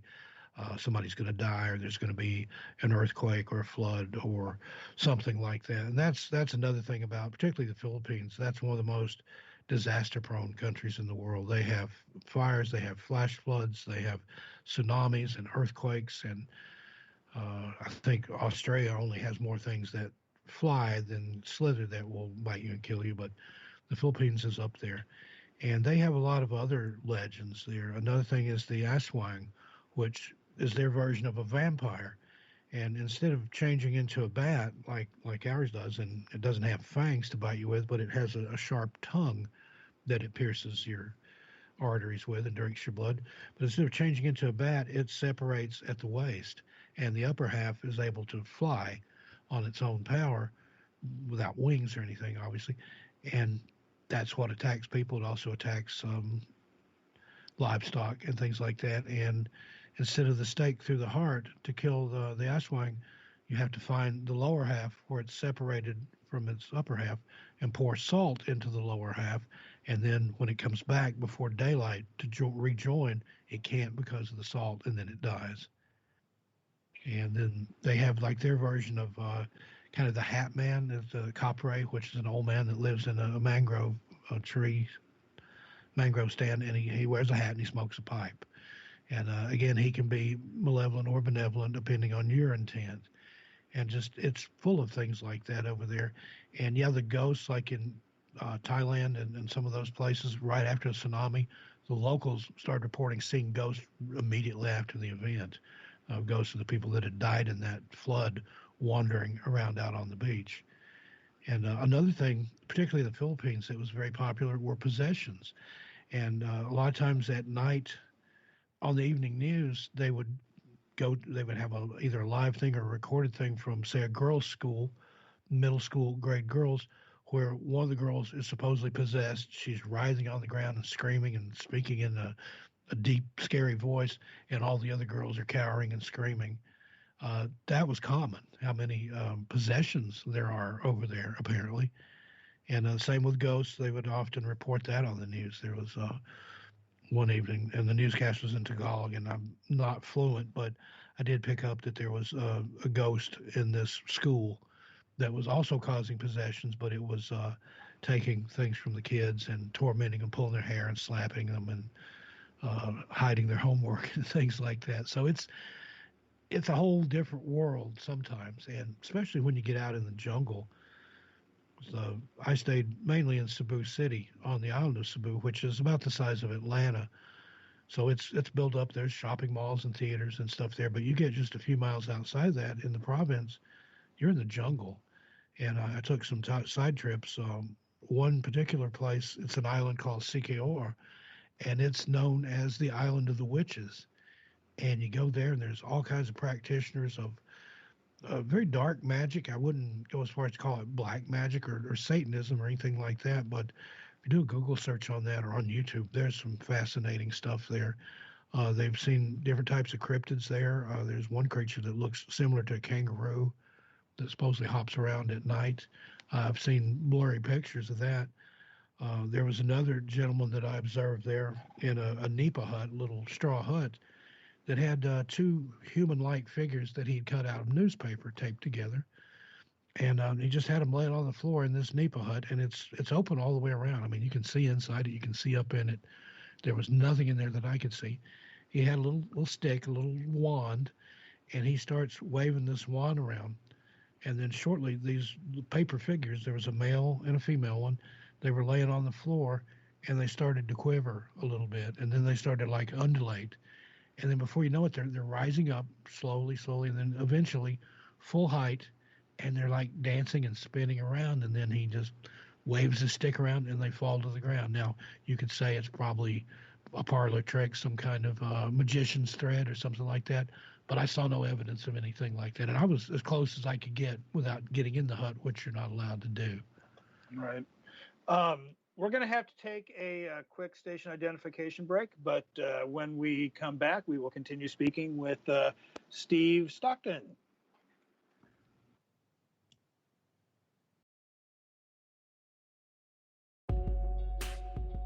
You are listening to WBHM Digital Broadcasting, the best in paranormal talk, only on Paranormal Experience Radio, broadcasting live out of Birmingham, Alabama.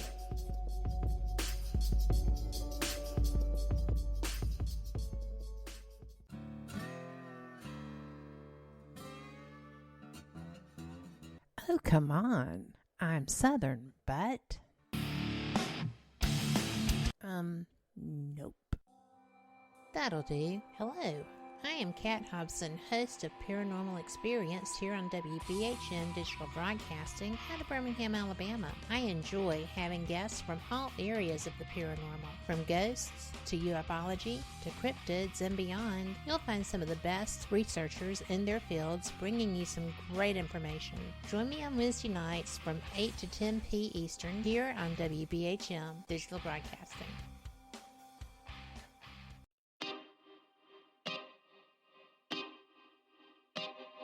This is Jason Bland, host of Midwest Paranormal Presents Paranormal Soup, where we stream live as a webcast every Sunday night, 11 p.m. to 2 a.m. Eastern, with guests who will blow your mind. Live ghost box sessions where you can call into the show to see if the spirits will talk to you, and the World Wide Web of Weird with the latest in paranormal news and evidence. We're bringing the weird every Sunday night, 11 p.m. to 2 a.m. Eastern on our Facebook page and YouTube channel. Don't forget to follow and subscribe.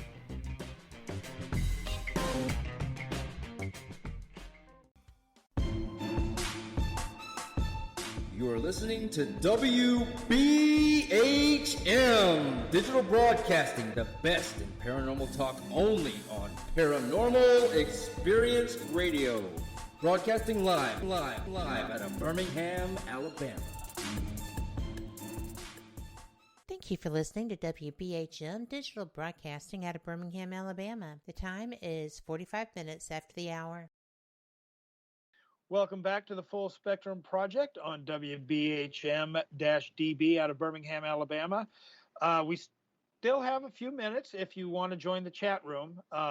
If you do, go to WBHM-DB.com and click on our show banner. And if you have any questions that you would like to call in for our guest or the host, you can call into area code 205-533-7982. So, Steve, my apologies, but I kind of want to get back to some of the things here in the States. Sure. So what are some of the strange things that people have told you? What are some of the strangest stories that you've heard from people about things that have happened out in the wilderness? Yeah, some of the strangest things involve, to me anyway, the strangest things involve everyday objects. I talked to one guy that was out in the woods, and he observed something up in the sky. He thought it was maybe like a hobby remote control plane or something like that. But on closer inspection, he sees it's kind of spinning. Turns out it's a surfboard. It fell out of a clear sky. He heard it going through the trees on the way down. He found it. I actually saw the surfboard. It had some pretty good chunks taken out of it where it hit limbs on the way down. How did that get up in the sky? I mean, this was Cumberland Gap area of Tennessee, miles from any coastal area where you would have a surfboard. And he said there wasn't a plane or anything that had gone by, but yet a surfboard, a foam core, fiberglass covered surfboard fell out of a clear sky. Space alien that gave up trying to learn how to surf? There you go. Lost his board, didn't have the shark leash on, the board got away. There you go. So I'm sorry, but I have to. He got bored with trying to learn to surf. Some other things like that. There was a story in there about some kids that were playing in a barn, and it had multiple levels, and they were up in like the third loft, I think, so probably 20, 30 feet up in this old dairy barn, and it had been disused for decades. But yet, up in this loft, in a little partial loft, little platform area, they found a fresh pile of cow manure. Now, these were farm kids. They knew what cow manure was, but what they couldn't figure out was how it got up in an old barn that hadn't been used in years, up in the loft. I don't know. I don't know of anything that could fly or climb that would leave that size of a remainder, but yet there it was. So things like that are what fascinates me. That's almost like a Fordian type thing, especially the falls of stuff from the sky. Charles Ford wrote about rains of fish or stones or coins or frogs or whatever. Now, I've never experienced anything like that, but I enjoy reading about it and hearing about stuff coming out of the sky, and makes you wonder what's up there that's tossing those things down. Yeah, exactly. But then other times, now there was one missing person case where a lady claimed that while she was missing, she kept finding donuts and pastries in the trees, like somebody was trying to lure her with these baked goods in the trees. Now, what on earth? Of course, you're not going to eat any of them, but why would anybody do that? I mean, it's not like if you're out hunting, you were like, oh, I'm going to put my donuts here and come back and get them. Well, now, it might work to lure me. Well, now I'll see if you could resist this one. This comes to me from a friend of mine in New Jersey. He was out in the Pine Barrens. Now, this is Jersey Devil territory. There's all kinds of weird stuff out there. He came across a fresh pizza in the box. The box was open, just sitting on the ground in the middle of the woods. He said there was nobody around. He didn't see anybody, didn't hear anybody. And when you're going through a wooded area, you can hear somebody else walking or an animal moving through. But again, here's a pizza. Now, he didn't eat it or anything, of course, but he said it looked fresh. It wasn't moldy. It didn't look like it'd been rained on or anything. But what was that? Was that a lure? Was that a trap? Was, if he took a slice of pizza, was something going to jump out and grab him? Now, the same guy told me, when he was telling me that story, he said that wasn't the strangest thing he had saw in the Pine Barrens. The absolute strangest thing he saw was a man wearing nothing but a clown mask and tube socks, carefully picking his way through a briar patch. And then he said, nothing else? Nothing else. Nothing else. Wow. But he finished with, that's a story for another time. And I never did get the rest of that story from him and lost touch with him. But again, cloud mask, tube socks, nothing else in a briar patch. Boy, that sounds weird on a lot of different levels. I only have one word to say for that. Ouch. Yep, exactly. Steve, I want to ask you about, you're talking about the Pine Barrens. I wanted to get your thoughts on this. I know there's Jersey Devils out there, and people have claimed to see something out there that resembles a Jersey Devil. And I remember asking this to another guest that we had, but I want to see what your thoughts were. The Jersey Devil tends to look like a camelback. And do you think, or your thoughts may be that, I know that they're in Europe, and to get one over here was probably next to not being able to do it at all. But do you think that's a possibility? I mean, having looked at what the drawings are versus that, I mean, or what are your thoughts on? I think it's not so much a cryptid, but more a cryptozoological anomaly, which is an animal where it's not supposed to be. Like there have been kangaroos found in Tennessee or alligators in the sewers in New York. I think it's something like that does exist, maybe somewhere else that's somehow gotten in there, because there are good eyewitness accounts of it. I made a video about it last year and read some of those old newspaper accounts. Now, the legend has it that it's Mother Leeds, or the Leeds Devils. It's also known that she was a witchcraft practitioner and had was in league with the devil, and that the devil was the father of this thing. And then the other legend is that she'd already had 12 kids, and when she found out she was pregnant with the 13th, she cursed the child and said that it was the devil's spawn or whatever. And then supposedly after it was born on a dark and stormy night, it flew around the room, assaulted several people, and then went out the chimney and into the Pine Barrens, where it continued to assault travelers and livestock.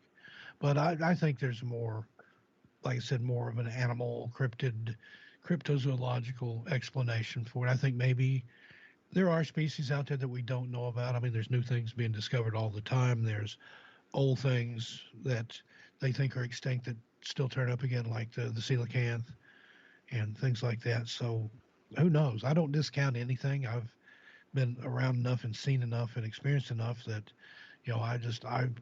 I listen to people. I know that you can see things that aren't explainable.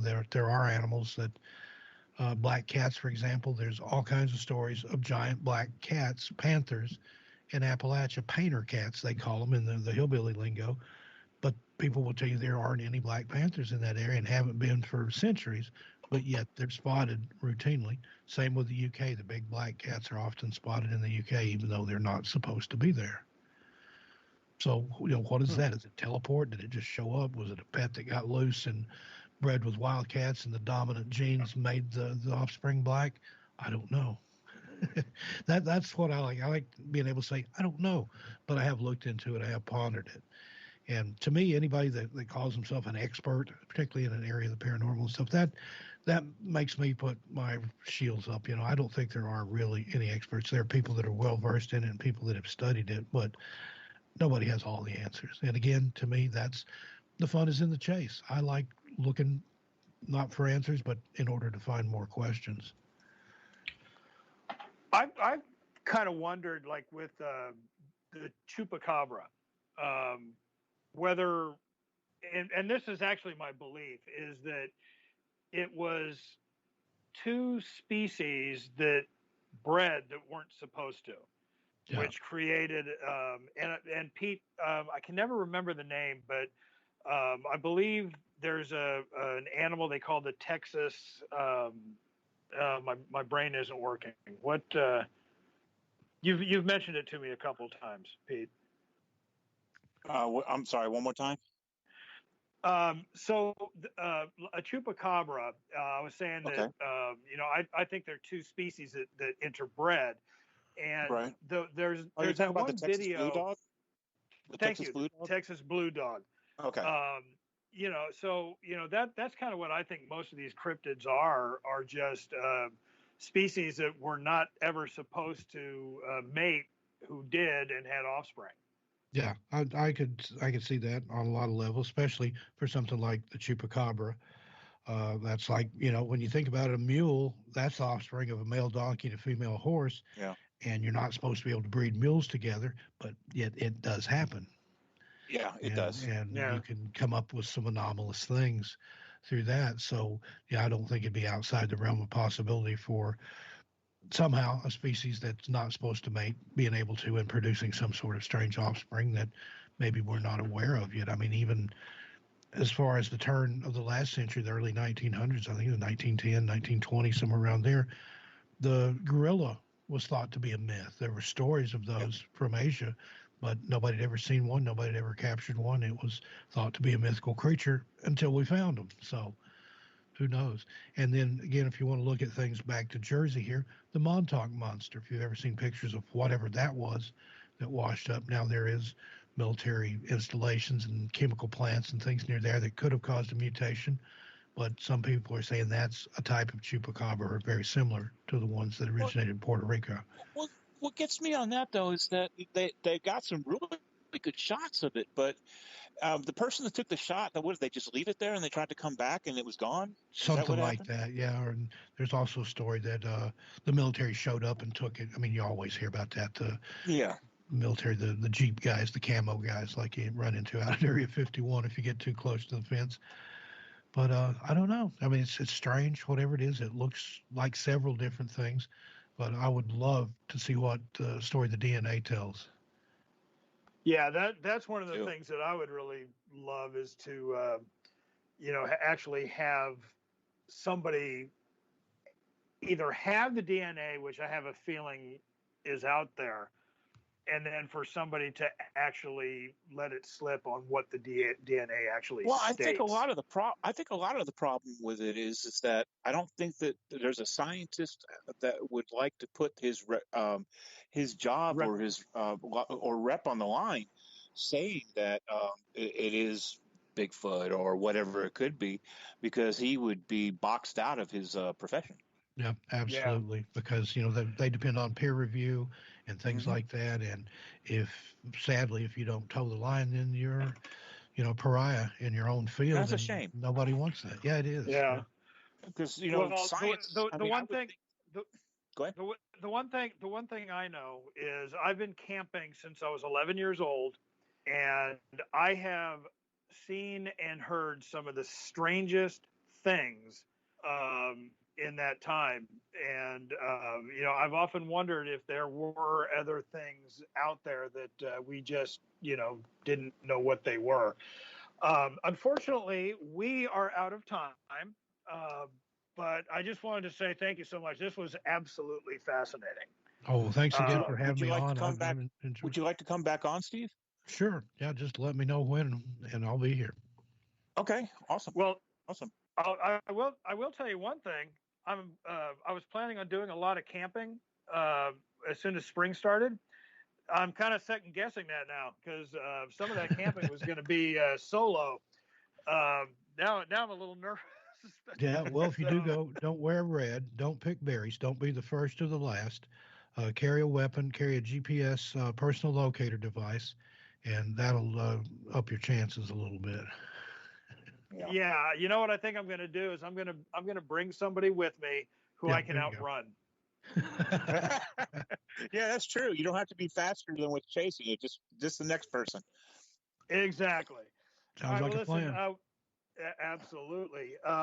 Anyway, again, Steve, thank you so much for being here, and hopefully we can have you back. Now, next week, we are going to be joined by Dr. Rita Louise, and just in time for Valentine's Day, we will be discussing relationships with psychics. So that should be an interesting one, especially with that particular Hallmark holiday coming up. So until next week, we want you all to be safe and happy. And thank you for listening. Pete? Thank you all for being here. And thank you to Steve. It was a great time tonight. And Angie, as always, y'all have a great night. All right. Thank you, everybody. And we hope to see you next week.